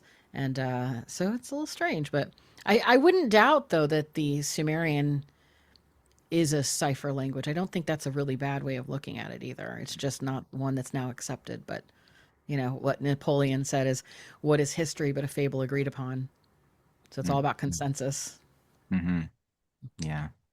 Thank you. Stephen, are you still there? Did you want to ask your question, or you want to wait a little bit more to formulate it? No, I can do it. Kind of excited because this gets into one of my great love research areas of interest and reading areas. So really appreciate your talk, Heather. When I look at kind of the broader question, to me, you could at the highest level kind of break it down into two main sub questions. One, is there any truth at all to these kind of suspicions, allegations, whatever of advanced civilization in the past, or contact, or caretaker groups, whatever you want to call them, followers of Horus? And to my mind, the other question is, if we allow ourselves to say that there is some entity out there, some deep states, the elites, whatever you want to call it, the other question is, if they believe this to be true, independent of whether or not it is true, would that guide their actions? How so, and what can we infer from that? So, for example, you look at Iraq and this whole 9/11 association that was, and weapons of mass destruction at the time, that was kind of used to justify the invasion. I mean, we can say geopolitics and Halford Mackinder, and we can say oil and pipelines and all that sort of stuff. But I've also read allegations that artifact retrieval was one of the deeper layers of that onion, for lack of a better term. And then getting into the psyops of it all, are there limited hangouts? Are there, if there is a controlling group that believes there is truth to this, independent of the question itself, would they create limited hangouts? Would they create the Alex Jones of the ancient alien world, for lack of a better term? So I'm just wondering if you thought of that, have you dug into that, and kind of maybe expand upon that duality and your views on it? Oh no, I think that's exactly, you hit the nail on the head completely.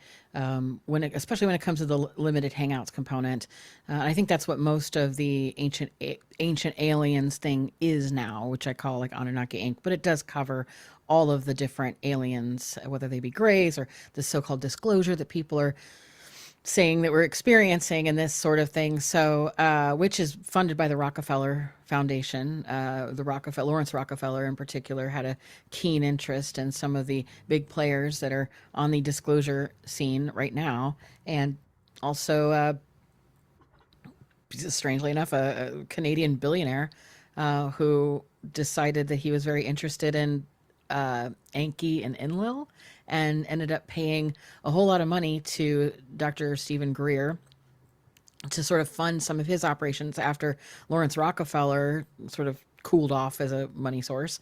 And then you have him, this guy's name's Tom Clearwater, you have him funding a little bit of Marco Rubio and Kirsten Gillibrand's work and the congressional hearings on UFOs and UAPs. And so there's usually this weird sort of connection to deep state and actually global connections as well. But the question about too some of the motives in going into Iraq, it sounds sometimes to people preposterous because we know there's a lot of things that happen in war and whatnot, but some people think that it would be preposterous. But it is on record that there was a looting in 2003, and early press reports showed like almost 200,000 items uh, were taken. And there was an individual who ran a military investigation, and this went to court. I mean, there's all the records on this, that this did in fact happen. But the details are, I think, really important in this one. It wasn't just a looting because it's like, oh, these are valuable or what have you. The details show that the specific things were not taken that should have been offered on the black market and lots of money. Very specific things were taken, and they were strategically taken. Like, it was described that they had a list of what it was they were going for. And so they stole about 5,000 cylinder seals. And so if you're familiar with cylinder seals, or tablets. Sometimes if you hear that, you might think of the old Charlton Heston holding up tablets, but these things were actually quite small. And so just to put that in your mind, they would have been beaded, like the cylinder seal itself could be worn as a bead. So that's how, if you hear 5,000 of them, yes, 5,000 because they're small. And so you could take bags. They would literally have canvas bags of these. They're just hauling out. And that was taken from a room that actually required very specific knowledge of the layout and where they were, and also having keys. And so they went strategically to look for very specific things. Galleries were ransacked, and the basement, though, was specifically shopped for. They knew what they were looking for. And so that's a little bit strange. And people, there's another connection, too. You might have heard in the news, Hobby Lobby, the arts and craft chain. They settled in 2017 for having over 5,000 artifacts, including one of the most important ones that was called the Gilgamesh Dream Tablet, that was bought through Christie's in 2014, but was seized again from Iraq, and it was returned. And so this is a constant thing that's been going on. And interesting enough, to Robert Gates, who was deputy director for intelligence and then a deputy national security advisor during the 80s, towards like Saddam Hussein era and the Iran-Iraq war. He ended up getting very involved in 2003 with he had a real keen interest in Mesopotamian history, and specifically Gilgamesh and all of this. And you'll sometimes hear people say they were looking for Gilgamesh's tomb. And I can't comment on that, but I did see for myself the WikiLeaks emails where it did seem as though this was something that they were interested in and looking for. And again, when people say, oh, that's so strange, like, why are they looking for these artifacts? And it's always important to note that, on a Nurbe, this is what people do. And I think you aptly put it, that it doesn't even matter at a level of if any of this is real or relevant, because if the people in positions of power who are starting wars or, deciding what's happening to us at all these levels, if they're believing things, then we need to take it very seriously. And sometimes they believe things. And again, we can't know if it's true. Maybe they are summoning these entities. Maybe they're not. But at some level, it doesn't matter because they're doing these things and acting upon it, and we're going to suffer the consequences. Yeah. Absolutely. And can I just do a follow on that? Yeah, go for it. Just quickly to close up on this one too, if you believe there's truth in that, or if there is a tomb of Gilgamesh, and you're believing that, you'd obviously want the DNA to check to see if there's any demonstrable difference between that DNA and the general population. I mean, we could speculate on 23andMe and the family connection to Google and all that sort of stuff. So I won't go there. But yeah, it's a fascinating topic. Back to the other half of that question of if there is any truth to this at all. And I'm a Hapgood's Maps of the Ancient Sea Kings guy, so that's kind of how I came into the field. And I look at it. Strangely enough, it's kind of a link into one of Matt, the central thesis in terms of Leibniz and the whole natural law and our Creator giving us these talents and wanting to use them for beneficial things, and how quickly we can develop that for the general welfare. So if you go back to some epoch in history and someone embraces that, how quickly technology could have advanced back then. Have you looked at any of the engineering or science arguments based on things, whether it's Christopher Dunn's engineering arguments for the Giza complex, or from a Masonic angle, Knight Lomas Butler looking at the work of Alexander Thom and the standard unit of measurement he found in all the megalithic sites in the UK and around. Have you explored those angles, or Thomas Brophy's origin map, the astronomer? So, in terms of, like, say, astroarchaeology, yes, definitely. If there's a possibility, like, I'm very much open to the possibility that there have been uh, advanced civilizations before what we would consider advanced. It would just be the question of what does that look like? What's advanced?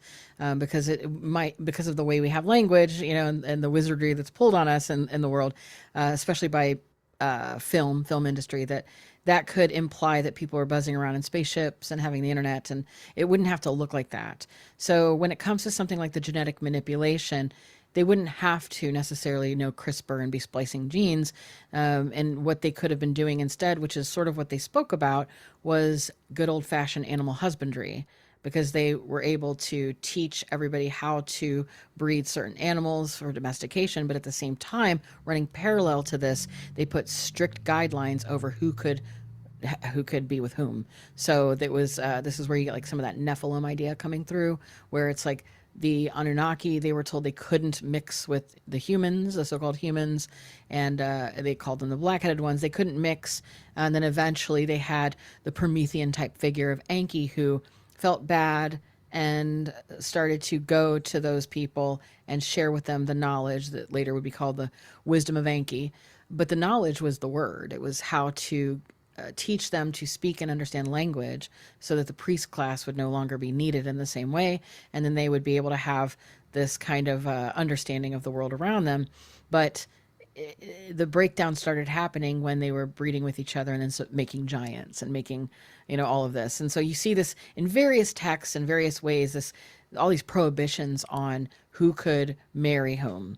And so in a lot of ways, I guess Occam's razor for me would just say, if they were trying to breed a slave species, they could have just done it by using the same principles they had used to dominate animals, and looking at the individuals they came across as animals, and those individuals kind of having a cargo cult relationship with them and thinking they're gods, and then this sort of thing happening. But I would think that there's a pretty good evidence for advanced peoples, and how they were advanced, I think, does lie more so with innate abilities. What those could be, I don't know. Maybe that is. It does seem to be what the occultists are looking for, is this notion that maybe some people with certain bloodlines have an ability to have a psychic ability, or somehow have some sort of more innate powers in an unseen way. So I know that one of the artifacts of interests is the Tablet of Destinies. That one contained, we don't have it, but this one comes out of the myth, many myths, but one of them, it's the Epic of Gilgamesh touches on it. But the Tablet of Destinies is this tablet that contains the Mays, which are spelled M-E, and those are all of the things you would need to know for civilization. And you would have all of the edicts, like everything that you would need to know to have a civilization start over again. And anyone who had this tablet had all the knowledge and power, and they then therefore had the divine right to rule, and they could also see the past, present, and future. They knew the fates. And so it was a very hotly contested artifact, and to this day people are looking for it. If I had to if I had to guess what was on it, and if there was something real to it, I would say it would be a mathematic code, because they were very much known for, and still are known for, their great advances in math. To this day, there have been researchers, mostly in the UK, who are mathematicians, and especially in the fields of like geometry, where they're trying to figure out really extensive problems. They have computers, they have technology, and they have grad students who are just here to help. And yet they've been able to crack those codes by going and working with the British Museum to take a look at some of these Sumerian tablets, where they have found the answers to some of the most pressing contemporary questions that artificial intelligence, intelligent people and computers haven't been able to solve. And this is all in peer-reviewed research, by the way, too. So it's legitimate research. So if you know this, and you know people like Epstein who are trying to fund all of these alternative ideas, and Atlantis or whatever, it's been my view, and I've written on this, that they think perhaps there could be a code for that could help break apart entropy. They want to defeat death, and so, not to go too deep into that, but that's where I'm leaning right now. The quest for free energy, you'll hear that a lot with this like UFO question. But the question I always have, it's like, rather than say, are there stargates, ask, what exactly do they think a stargate is? Likewise, when people say free energy, do we really think that what they're doing is trying to hoard or keep away from us the ability to simply travel freely, even across the universe? Perhaps. Is it really that we would be able to power all of our homes for free and they don't want us to have that? Perhaps. But the thing is they could have that now. They wouldn't give it to us. So I think that the bigger question is, what is the underlying mathematical premise of forever energy? Because they're looking at it in a multidisciplinary, not even interdisciplinary sense, but they're siloing that in fields of both biology and communication study as well, and they look at entropy in physics. So if they're kind of doing the blind man and the elephant thing, where you have an elephant standing there and one man holding the tail and the other holding a trunk, and they're not seeing what the other's doing and they're arguing about it, they do this sometimes by design so that they can do sort of a blind study. So if in this particular discipline they come up with an axiomatic principle, like it's this equation, over here in, say, biology, it's doing the same, then perhaps they can come down to the core of the truth in the question, which is how to live forever, because that's the ultimate energy. Because I mean, who cares if you can fly around in a spaceship or, have free electricity for the rest of your life or whatever, beat electricity, if you're just still going to die at 80 years old. So I think we know from their behavior, their interest in biohacking and everything else and transhumanist agenda, it's most likely what they're looking for is the underlying principle of that. And the rest is a consequence or a ruse so that physicists are studying these types of things. But what they'll get out of it, as the people who can see the entire elephant, would be the quest for immortality, just like the Epic of Gilgamesh was all about. Hmm. Yeah, I was reading the biography, the official biography of the Esalen Institute by Jeffrey Kripal, who's this Kali initiate, and he's like the official spokesman for Esalen. And he one of the themes in that book is this idea of immortality being physical. He's like, one of the purposes of the human potential movement that Aldous Huxley put online and that inspired Michael Murphy and Pat Price and all these guys to create the Esalen was to manifest this concept that immortality is not for the domain of metaphysics and the soul, but that the body itself is consubstantial with our idea of the transcendence of the soul, and that the body itself is destined to basically beat death and become immortal. So it's interesting what you're saying, that they take this, there's like a degree of truthfulness that we should always look to make life better for ourselves, and that, our journey in exploring and mapping the universe should be able to feed back into uplifting the life and the minds of the people. But they take an element of that and then they infuse a lot of misanthropy, and they say, oh, okay, we like the improvement side of things, but we hate people. So the kind of benefit of this technology and everything else is we're gonna allow it only for those who are part of the collective, or not the collective, the vetted club of those who have sort of, I guess, gone through the steps of breaking their humanity first, and in order to be allowed in the club, and then you're allowed to benefit from the secret doctrine or whatever else, and it gets kind of gross.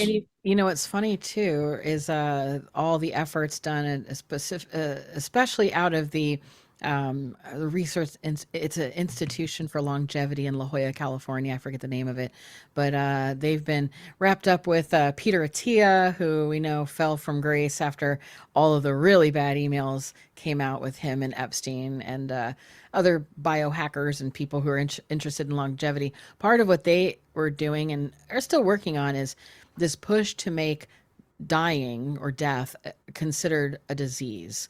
If they can classify it Yes. as a disease, and that means it doesn't have to happen, then they can free up a lot of different grant money and monies altogether to try to fund their efforts for immortality. And so a lot of what they've been doing is trying to prove that things don't have to die. And they've done that through finding various cells that cannot be killed. And so just by doing that, they're able to say, look, there is a biological possibility here that you can not die. And so therefore give us money so that we can try to live forever. you know? Steven just wrote in Canada with MAID, living is almost a disease. Yeah, that's sick. That's as sick as it is true. That's sad. Yeah. Yeah. Um, yeah, no, great points. And you infusing the Ananelba concept too, I find is really valuable because people look at the Ananelba as like a kooky fringe thing that the Nazis did, and it's like, no, that's the heart and the soul of what the Nazis were up to. And if they had been successful in that gambit, then without a doubt, a lot of these seemingly kooky things that were being explored as far as, the Hollow Earth ventures and all of the other things that Himmler was overseeing, that would have been the mainstream, Yeah. with ascended masters and magical beings communicating through new Templars in, doing black magic and Pencils shit. and That would have right. been the norm. And it's kind of coming back in a way that we might not recognize it, but I mean, the whole UFO disclosure thing is so infused with this theosophical um, cosmology, It which is. is animating, like you said, the new archaeology, the new mainstream, and so it's coming back heavy. And I love the fact that you link that together with the new Ananelba, and we should write something on that or do like, I yeah, agree. that's there's something to that. It Uh, is. It is something, and it's wrapped up with New Age, and it's mm, also now pushing into artificial intelligence as the new god. yeah, That's what you're Yes. watching with this Anunnaki stuff. It's sort of giving way. They're cutting off the loose and dead pieces, and they're trying to give rise to this idea of. And I know the people involved too. They're just taking the money and running, and they're out there just saying this narrative, and it's all about AI being the new Christ. It's yes. logos in silico. It's this whole like we're going to ascend through the machine, and it's very much. I think a lot of it's funded by Peter Thiel and people like that. So Yeah, yeah, yeah. yeah, yeah, yeah. All right, Chris. I know you've been waiting for a bit. Chris, you still there? Yeah, I'm here. Thanks, Matt. Sure. I just have a question. Could you speak a little more, Heather, about Michael Heiser's views? He seems to have come to the conclusion, like a lot of other biblical scholars, that it's much more pedestrian. The Nephilim don't really translate to giants; they could translate to titans. And then, is there a Collins elite? Is there a counter elite that um, are working against these theories? And if you have time, I don't know if you've read Ursula Michaela Gwynn's Canopos and Argos series, but that seems to contain pretty much all the narratives that are running around the internet now. And I wonder if you have any thoughts on that. Thanks. Yeah, I've not actually read that. I've heard of it. It's been recommended to me, and I've not taken the opportunity to read it, unfortunately. So I will make sure to do that. But Michael Heiser, uh, he had a doctorate in Hebrew, Bible, and Semitic languages from the University of Wisconsin-Madison, and so he was very much, I would say, a valuable expert in the field. But again, we just talked about how we really don't know if the Sumerian was spoken or some sort of like cipher language. So, for what it's worth, but strictly on a philological level, there are a lot of things that he had a dispute with Sitchin about, specifically even Anunnaki, because Sitchin proposed it would mean those who came from heaven to earth. But in Sumerian, it would be roughly princely offspring or offspring of Anu or the noble blood. So if you think of something like coming from above down, this descendant of something that was princely. I mean, it does sound, yeah, it's like a hierarchical thing. They were also supposedly coming from the mountaintop, right? So you can see how you could construct it to be like, yeah, they came from a spaceship and all of this. So, but there were a lot of different things that he pointed out, like the Sumerian text not having listing 12 planets at all. So that was a big one that Sitchin claimed to read this tablet called the Berlin VA 243 seal. And that's a big famous one that he holds. He's actually depicted holding a giant one, which again promotes this idea of these little seals and tablets being like this big, but instead he's holding one really big. And you can find that in Google. But that one shows like a heliocentric solar system. But the dots aren't sized or spaced like planets. They're just, it's just not correct. And it was able to challenge that. And but you know, he did a lot of things. Nibiru, that one, that is a real word. It's a real Akkadian word, but it means a crossing over or ferry point.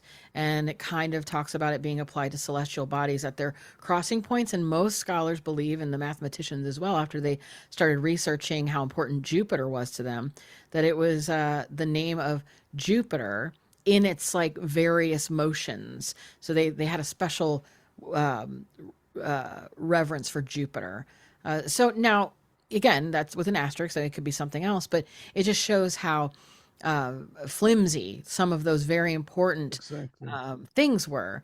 But then, you know, Heiser being sort of an evangelical, he would sometimes discuss the idea of, say, the ancient Israelite religion having like an assembly of Elohim under Yahweh, and kind of sometimes would connect them to the Anunnaki. But then where I maybe deviate from that personally is that Anunnaki is a word sort of like Baal or Lord, where there's like 40, at least 40 Anunnaki. And then there were like the divine councils, and then there's these three, almost like a trilogy of deities that came before, like the Titans, and they are called Anunnaki. And so you have a whole family tree of these individual gods that have varying levels of importance or power, and they're all called Anunnaki, but we tend to only talk about the 12 in the pantheon, probably because of how later that was syncretized into something very familiar to us, like the Roman gods and that sort of thing. There's also something I like to point out, which are the Apkallu, and that's like what I cover in my newer book. Those are the entities that are often mistaken for Anunnaki. They have the wings, and they're holding pine cones and all of this, and they are described as not being Anunnaki, but actually being associated with the Pleiadian star system and being called the Seven Sages. And they were like considered semi-biological. So they had kind of a mystical component to them. But you have this milieu of these sort of mystical creatures, and then what seem like very human type entities, then titans, then, you know, and over the course of thousands of years, by the way, and different people coming in and changing it, but then it gets stamped with the term Anunnaki. So that makes it a little more difficult than to make those, say, Genesis 6, like Nephilim being a one for one, or this. So, but that's a little bit where Heiser stood. Great work, though. I would say, you know, definitely would recommend his work. All right, Marty, I know you got some thoughts to share, some questions maybe. Go for it, Marty. Appreciation more than questions. I had questions, Dr. Lynn, but you've already answered most of them. But I wanted to thank you because I've been obsessed in a negative sense with Sitchin most of my adult life. Back in my mid-20s, I spent 2.5 years as an archivist in the Jerusalem Post at the entry level before I went into the real world. And I think that if I recall correctly, and of course memory plays tricks, but I believe I met him. He was coming through Israel. It would have been 1977, 78. Just after 12th Planet came out, the money was out. He wasn't a mythical figure yet. But I remember him being introduced to me as a Jerusalem Post veteran from the 1950s and what have you. But he used the archive briefly. But the one personal thing I remember about him, I didn't have any long philosophical discussions with him or sitting on his feet. I had this sense of extraordinary fraudulence. There was this little old man who was already in his late 50s or 60s, And clearly he'd been never a serious journalist, which I wasn't yet, but was beginning the road to being. But, you could tell who was and who wasn't.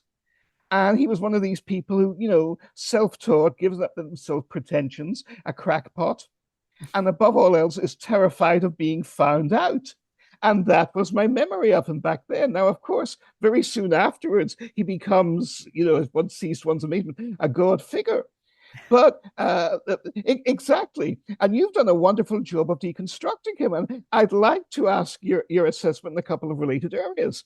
Because, of course, he has this theory about the 12th planet. Am I not, correct me if I'm wrong, but my understanding was there has been no evidence for that so-called 12th planet on that ridiculous 3,600-year perturbing orbit. There simply is none whatsoever. Conceivably, there could be other planetary bodies operating way, way out there, far enough out in the solar system not to have significant gravitational effects on what's further in. But the specific model that he gives, this huge planet, which also, because it was huge, could not have produced beings like Annunaki. It doesn't make sense because I've looked into this too. If human beings could adapt to being giants, and I think just in our DNA, we adapt to different environments. But when do people grow larger, theoretically at least? If they were out in space or on the moon or maybe Mars, if the gravity was less, then over a number of generations from a previous human civilization, you could have humanoid beings, basically human as we are, but becoming much taller. But if a planet was the size of his Nibiru, the human beings would have to adapt to being dwarfs, if not ants, because the higher the gravity, the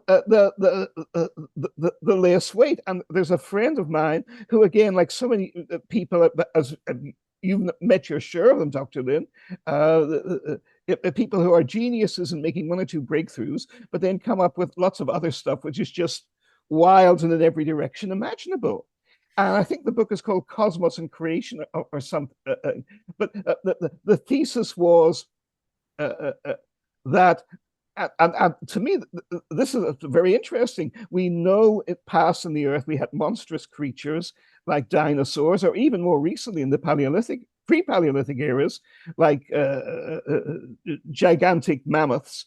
And we don't have them today. The theoretical limit today for any organic mammal on the earth is, I believe, about 20,000 pounds. And in reality, we've never had any land animal greater than 12,000 pounds. So the idea that there could be towering dinosaurs 50 feet high, like Jurassic Park, living anywhere in the world is impossible. The gravity doesn't allow it.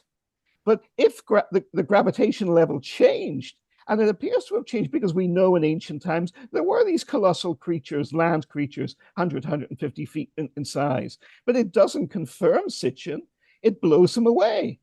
Because Sitchin is totally ignorant. Correct me again if I'm wrong, but my contention is Sitchin is totally ignorant of all physics, of all biology. Just he does the same thing with that as he does with his brilliant interpretation of the ancient texts. He makes it up as he went along. He simply, you see in the Ancient Aliens show, I never tire of watching this. All the cable shows say he was a great scholar. But he wasn't a great scholar. Exactly. He's a self-taught fraud. And like all the best frauds, the man he first fools is himself. And, he's his own main victim. And again, correct me here if I'm wrong, or confirm me if I'm right. But as far as I know, there is not a single Sumerian scholar anywhere in the world who has ever confirmed his interpretations, which supposedly he opened up to the world for the first time.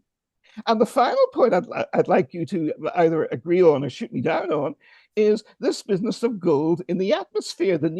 Now, you could make a very good theoretical case for an ancient civilizations, either human or coming from Alpha Centauri or wherever, needing gold, because gold is very hugely helpful for advanced technology. We know that it's used in the space program. It's crucial for absorbing heat and most of all for conducting electricity. But the idea that you need gold in the atmosphere for any humanoid form that breathes any oxygen compound whatsoever, or any oxygen and other gas mix in the atmosphere, that's absolutely impossible and absurd. The idea of gold in the atmosphere is a chemical absurdity. And yet nobody takes him up on this. Instead, to my amazement, as you know, I mean, it's a new religion. It And the is. more absurd the faith is, the more people seem to want to believe it. If you can even also, and you've talked about this very enlighteningly, bless you already, but if you can also just address this, the will to believe that it isn't even that he's a good con artist, he's a terrible con artist, but people want to be taken in by a terrible con artist. Is that a reasonable conclusion? It's very reasonable. And in fact, I really want to hit Thank on the you. gold question first, because Please.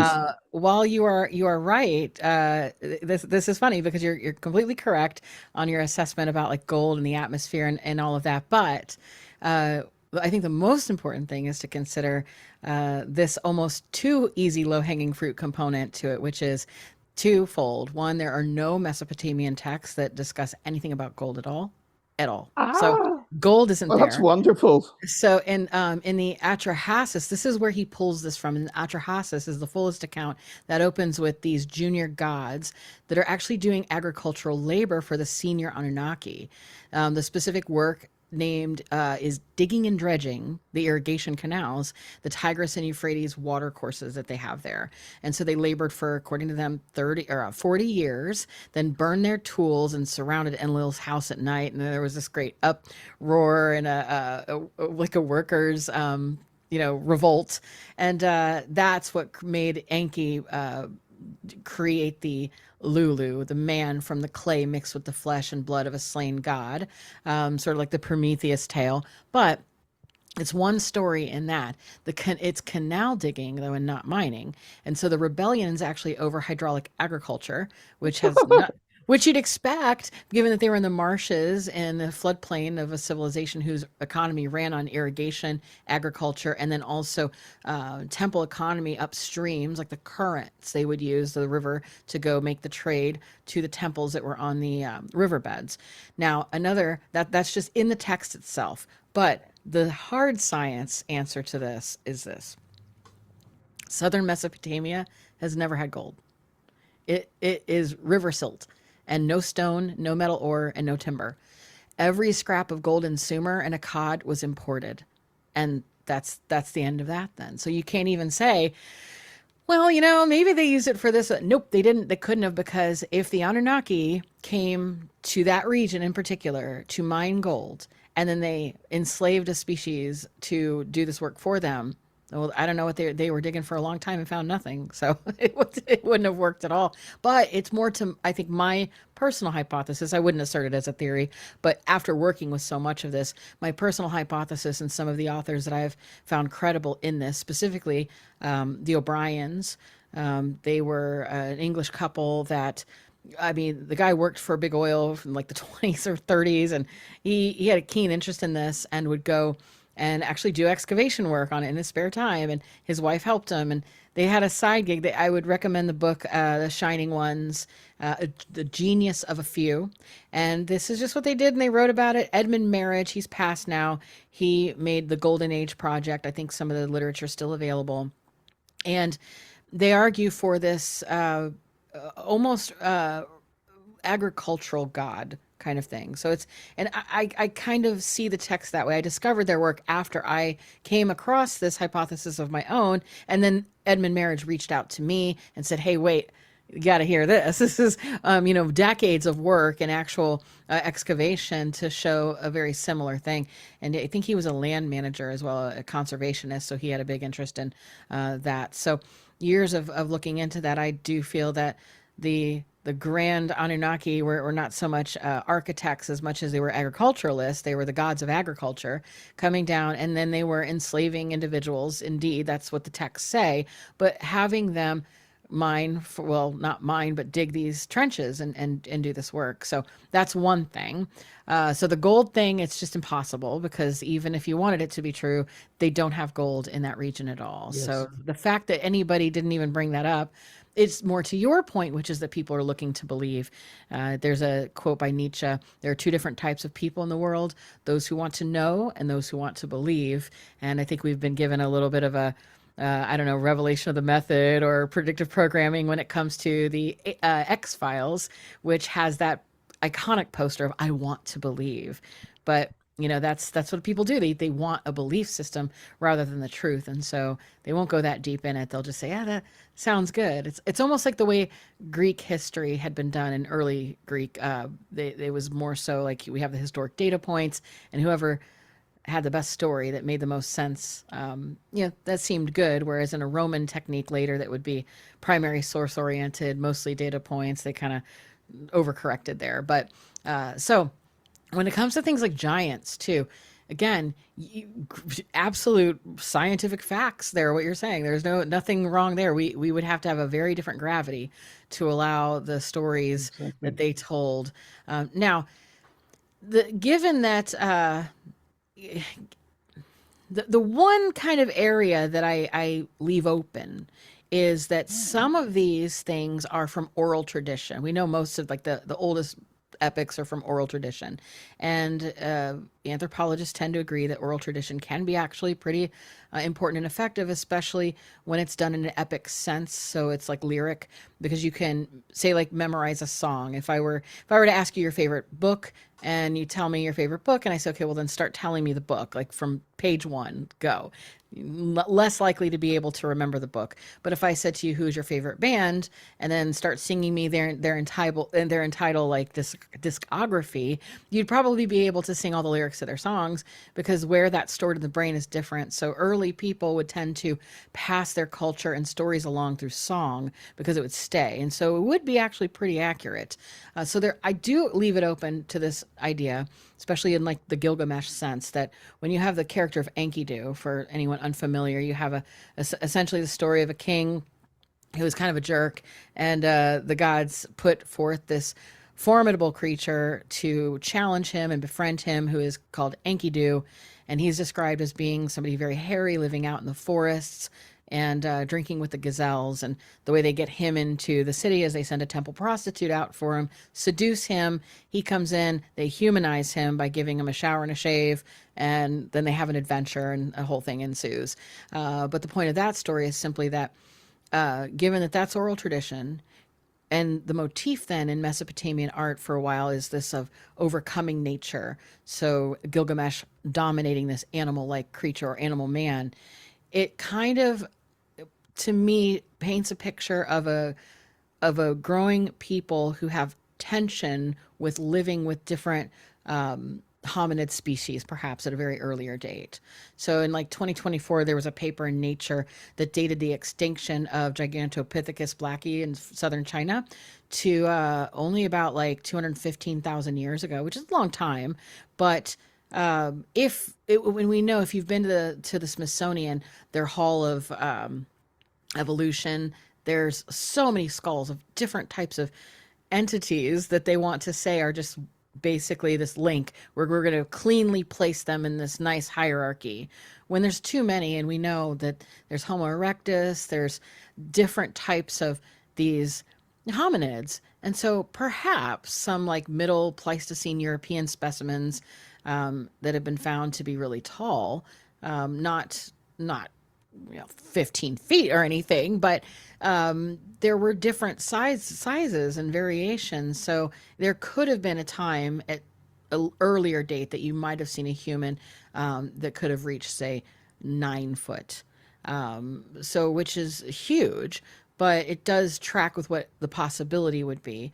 But that would have been so long ago, and it would have lasted only in the sort of myth and culture of a people that then shared it later. And then of course is like, if you ever go fishing, you're going to exaggerate how big the fish was. So I don't think it's impossible that some of these stories are based on some element of truth. I think there's a difference between, like, myth is true, it's just not fact.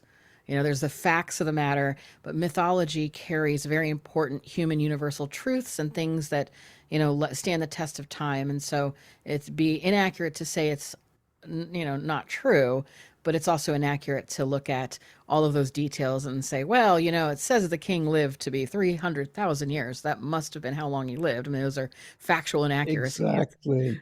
So how do we reinterpret what they meant by that? And that's our job to do, because they weren't writing for us. They were writing for themselves. And then you have people like Sitchin that take those numbers and they say, well, that is what it is at face value. But again, when it comes to something like Nibiru, there's no evidence for any of that in any of the texts. There's the clearest one is having to do with Jupiter, as I said, like the passing. And then there's one that I found independently that was spelled like, instead of the known Nibiru, it's spelled with an E, Nibiru. And that one I think is a contender for this thing, but what it would mean would specifically be a hot brazier that goes through the sky. And if that's the case, then it would just simply be, perhaps a comet. Another thing that would have been celestial in nature, still not a big planet coming to deliver us a payload of aliens.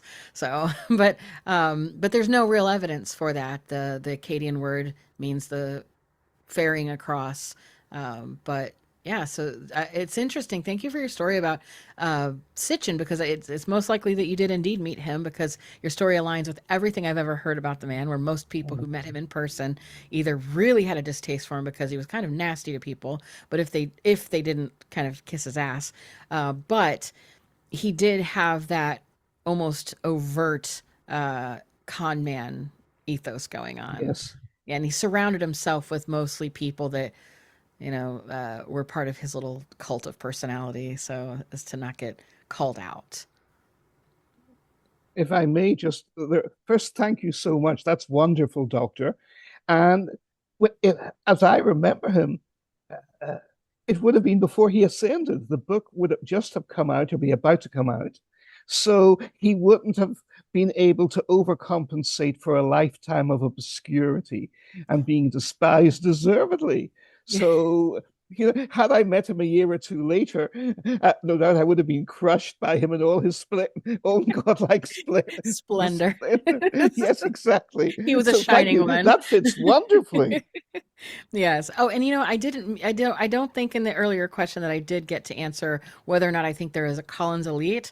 I do want to just point out, I do think that there is, but I don't know that I think that there are a lot of these named groups. There's still Templars, there's multiple types, but whether or not they're actually still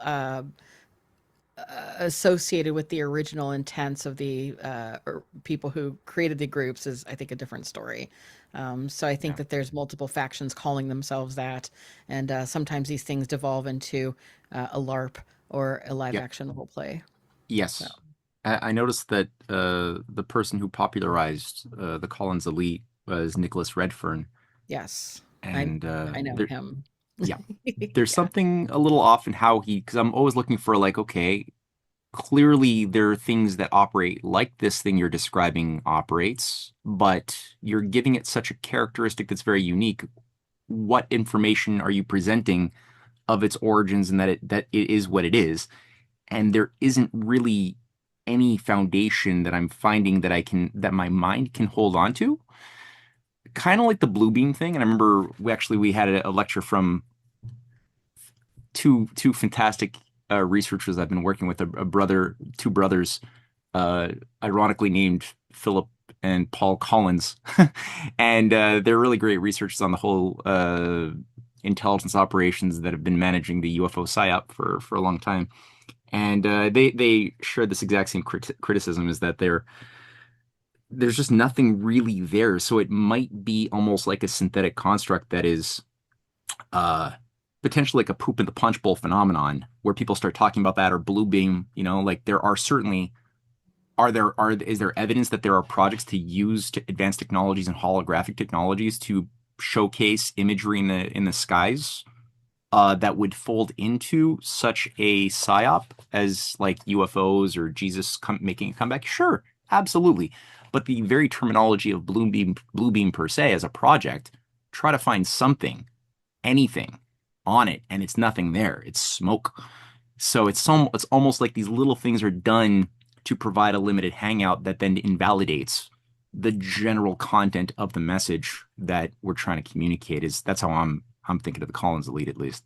I would agree with that. And Nick Redfern, he's I, my view on Nick Redfern, the way that he was, we had the same editor and publisher Mm. and connections, and I would venture to say that a lot of that type of information he got was given to him from people who were interested in putting forth a political meta narrative. Mm.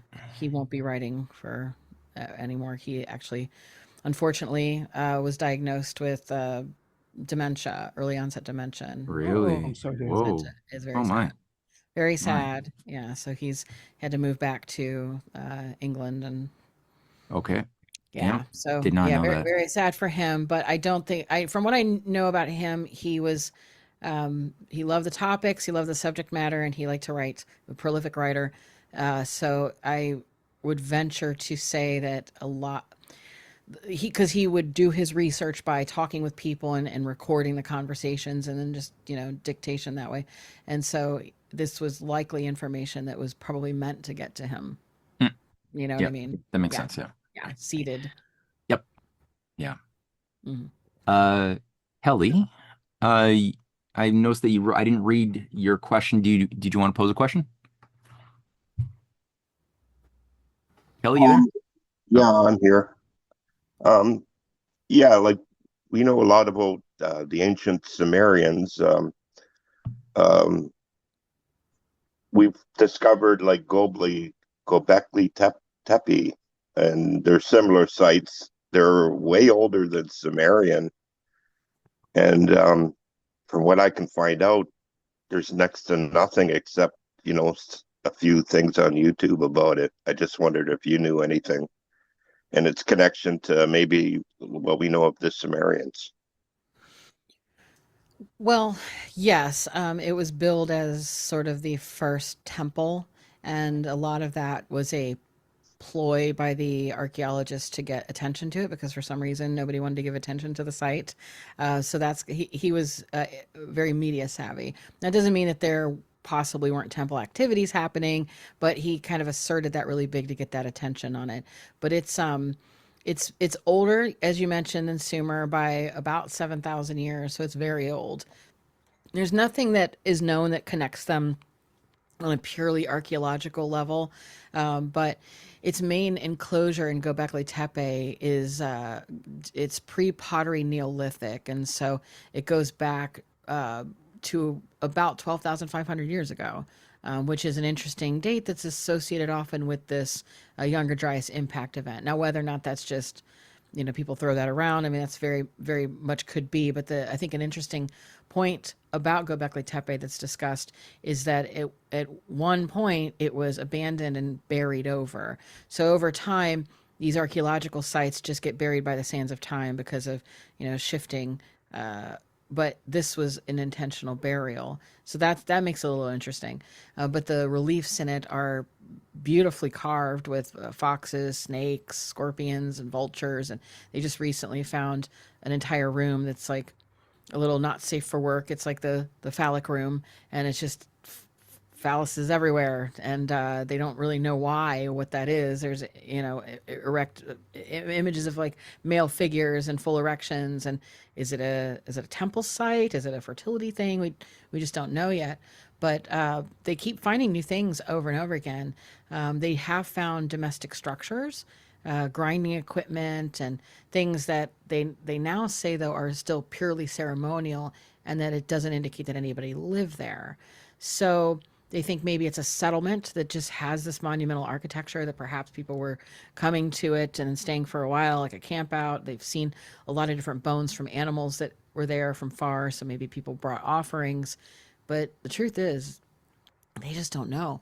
And near that whole site are other sites like it that they think are kind of connected. Like Karahan Tepe is one, making big news. But it's part of what's called the Taz Tepler complex. And Göbekli Tepe was just the first one found, but it's not the only one. And it's massive.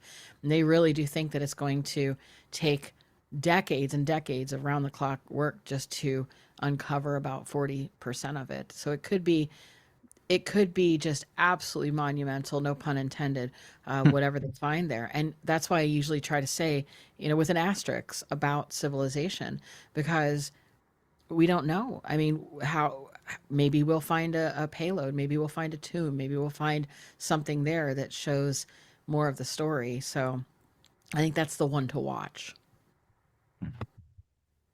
Have you found, or what not, what is your assessment of UNESCO in the control grid over the narratives of these archaeological sites? Because I mean, I know that Julian Huxley was the founder of this thing, and when you read the famous manifesto that he wrote setting UNESCO up in 46, he's very clear that one of the mandates is to move the public mind to accept the inevitability of one world government.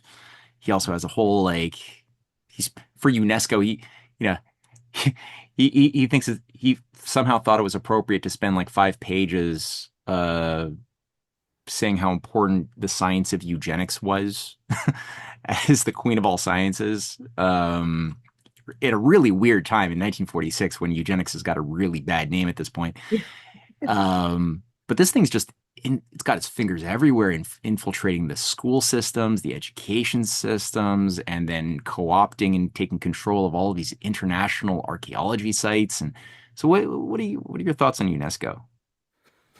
Well, you're mentioning it, and I never even stopped to consider. I should probably do a whole Substack on that because I don't think people do realize how nefarious it actually is, and it's lauded, much like the United Nations, as this like great humanitarian endeavor, and oh, we should they're peacekeepers, etc.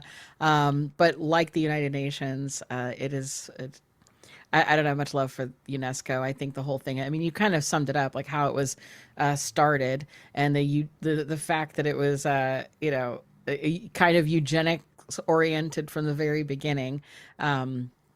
I think that sums it up right there, that this was an effort to dominate cultural property, to be able to actually dominate it on a commercial level. Also, the World Heritage Convention in like the early 70s. That one, a lot of laws came out of that. A lot of different things were politicized in archaeology after that.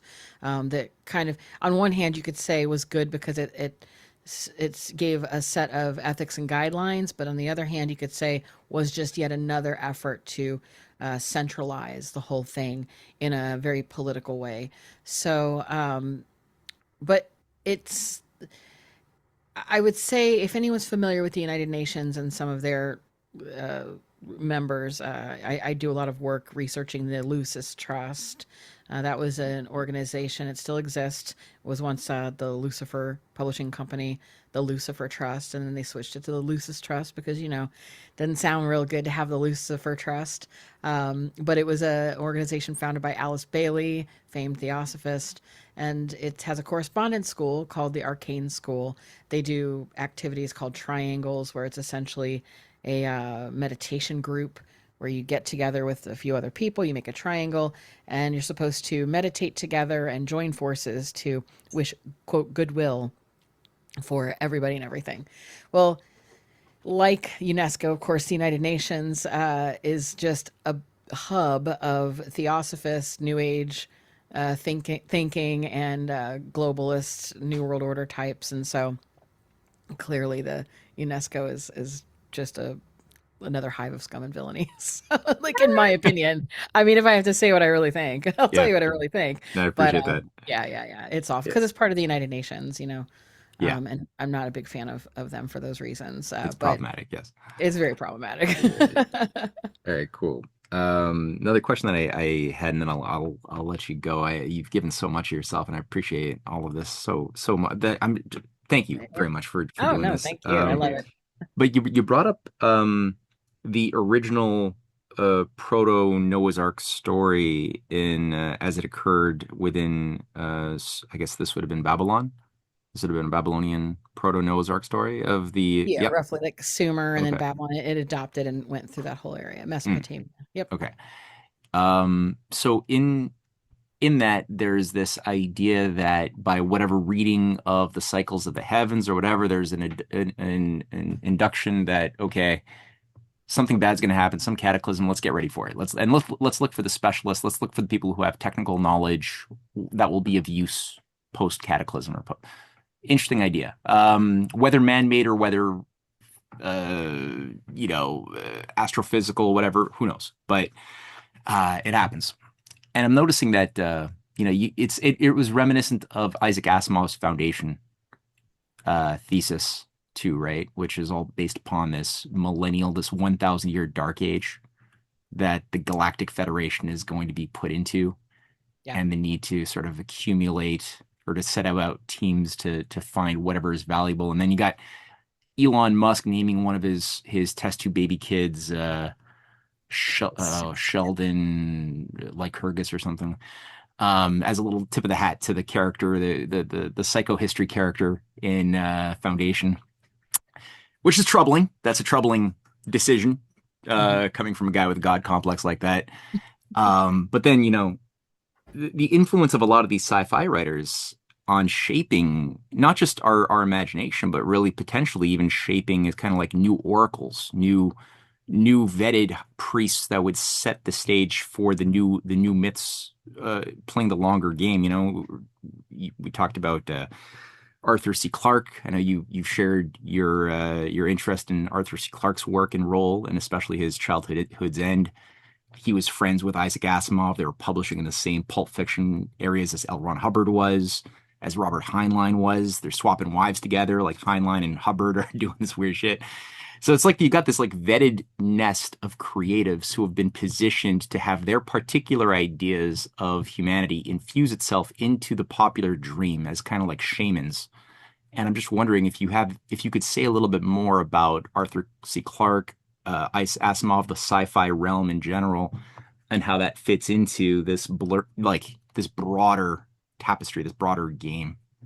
Well, yeah, it really does too. All those connections are very real. Like the Galactic Federation, the whole like Star Trek contactee literature too starts to show up, and you can just look online and find people who claim they're part of what's called Ashtar Command, and Hmm. that material comes from the 1950s. That's Billy Meyer and the Galactic Federation of Light Channelings, and then you have a recent one, Haim Eshed's 2020 claim. He's a retired Israeli space security chief who said that the U.S. and Israel were in contact with the Ashtar Command, sort of like a very much like the Galactic Federation thing. So it's like you can't escape this same story over and over again, but just in different iterations. And and two, the cycles of time that are kind of the older and more substantial question here. You got the Hindu yugas, like the Kali Yuga is like 432,000 years.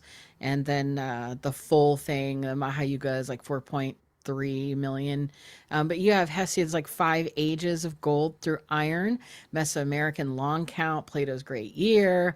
You have very similar things here, even with the kings list, the antediluvian kings and the Sumerian kings list gives us a very similar number actually of like to Kali Yuga.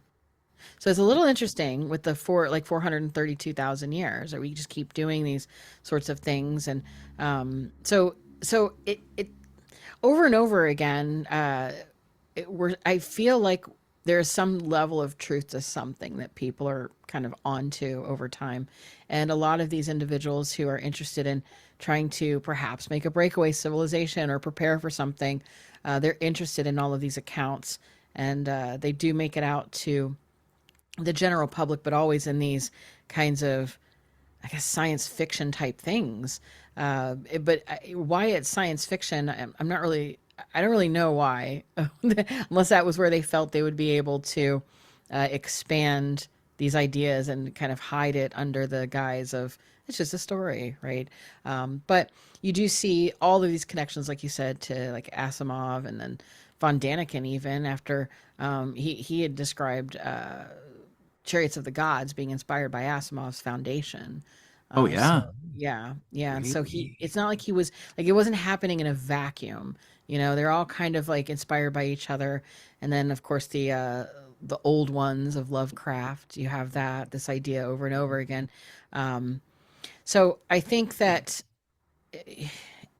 my feeling on it, for what it's worth, not a scientific assessment by any stretch of the imagination, but I just have a hunch that there may be some common mythos, like the as they sometimes call it, the golden thread, and they're pulling at that thread and trying to figure out what it is, and perhaps there is some truth to some cataclysm that could be on the way, or even if they think there is one, and that is propelling some of their bunker building or something to that effect. Now, whether or not it's real, or I do know that some people look at it as more of a metaphysical or metaphoric thing as opposed to an actual celestial event. And so some people want to hurry up this like Kali Yuga, and maybe like as an accelerationist practice, they're like, we're going to get right to that golden age sooner rather than later. We don't want to wait anymore. Like somehow we have it within our control to do that. But it is circling the same question over and over again with this notion that we are on track to something, and it is cyclical, and we're going to face it again, and we're going to need a total reset, a great reset perhaps, that is going to require a restart of humanity altogether. And you see that in various religious texts, and also forecasted in some of these science fiction texts. So I don't know, Yeah. maybe there's some truth to it. Start Yeah. building your bunkers, getting your storable food. Yeah, it's troubling.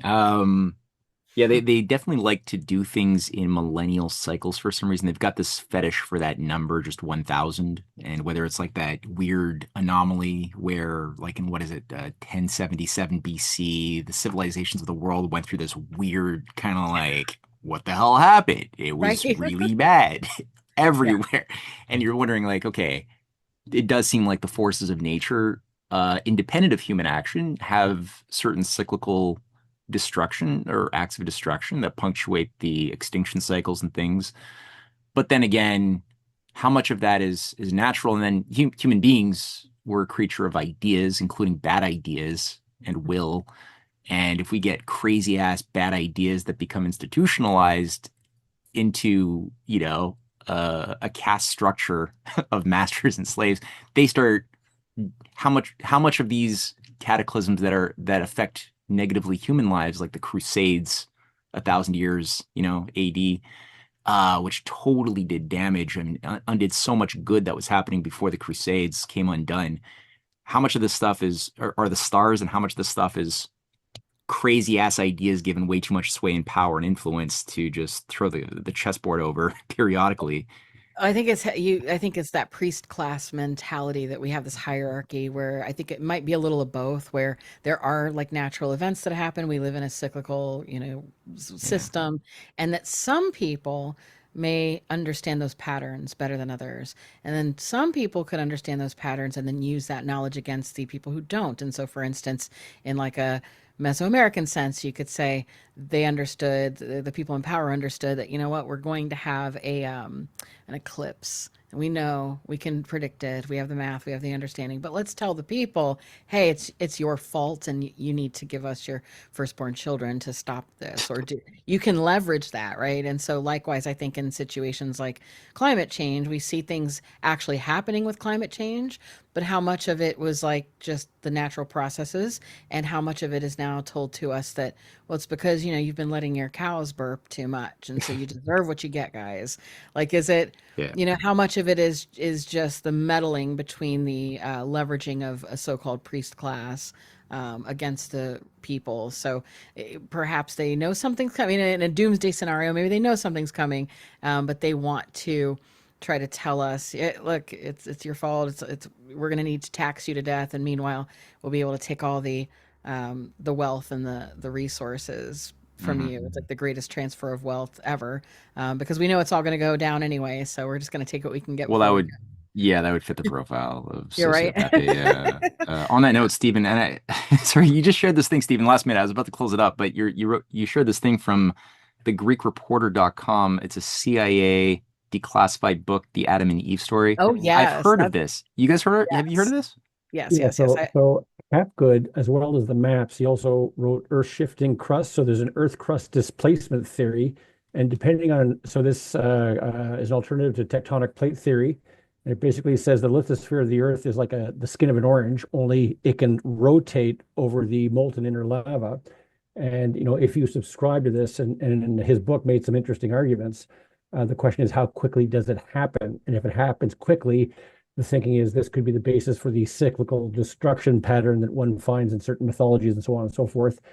So someone wrote a book, The Adam and Eve Story, which is kind of scary, to be honest. And the CIA has a classified, and according to Chan's son, they try to suppress it and then extricate some pages and all and so on and so forth. So, it gets into the CIA and remote viewing on ancient Mars and that sort of stuff. What do they know? Hmm. What do they believe? Oh, that's what that is? Yeah. Oh, okay. That's not the remote viewing And they part. classified this? This is a classified book? What? It is, but some of it's still redacted. Like it's on the CIA's website. It's Yeah. the Adam and Eve story, 1965, and it is about the pole shifts and the catastrophes. And he puts the cycle at like 6,500 years. And but there's a whole history there with who wrote it. They got like a Russian geologist to help with this. It was really, really interesting. But it's a very serious document. It's not very long, but it's very serious, and they kept it very serious. And I wrote about it in I can't remember which Annunaki book, but I wrote about it because they had a commercially published book now that you can get, but it's still it's redacted in some spots. And this So is yeah, a fiction definitely. book or a nonfiction No, book? this was a nonfiction book that was commissioned by people to like research this. So, Hmm. and it's hard to find information on the guy Chan Thomas who like wrote it, but he used the work of this. I can't remember her name, but it was a pretty reputable and notable, I think, Russian geologist who, yeah, it's a legit book, and you can look up, go, if you just Google it, you'll find it on like CIA.gov, and you can download the whole PDF. And even with the redactions that are just completely unexplained, like it's just weird. There are a couple hard copies that people claim have the unredacted, pages, but for the most part, even with the redactions, if you look at it, you can still start to see some arguments and things shape up there. But it does have to do with like those pole shifts and things regarding Greenland and Antarctica. Hmm. And yeah, definitely give it a read. It's not very long, but All right, I'm going to download it. The last download link I it. threw in was from someone online who I think claimed to be Chan Thomas's son. He gave me the link and said it was unredacted. So Ooh, I can't guarantee it, but I just from my bookmarks I threw it in, and maybe that's unredacted. I don't know. that'd be Oh, yeah, I cool. got it. Okay. All right, it's in the chat for those who don't know. In All the chat. right. All Thank you. right. Thank you, Don't Stephen. quote me. Okay. All right. No. Okay. No, I appreciate that. Thank you. All right. Well, we've been through a buffet. I shouldn't use the word buffet. A gourmet serving of a very high quality metaphysical meal, and I really appreciate all of this, Heather, so very much. Yeah, like I said, I hope this. I don't need to encourage or say anything at this point to convince everybody to get a subscription to H Files on Substack. Some fantastic insights there on a regular basis. Heather, your books also, I'll make them, like I said, all available in the description box under this video so people could pick those up. And looking forward to future conversations and just pulling on some of these threads that you've introduced. Fantastic work. So, yeah, thank you, Heather. And thank you, everybody, for sharing this Sunday with us. And I'll see you again next week. Bye, Thank y'all. you, everyone.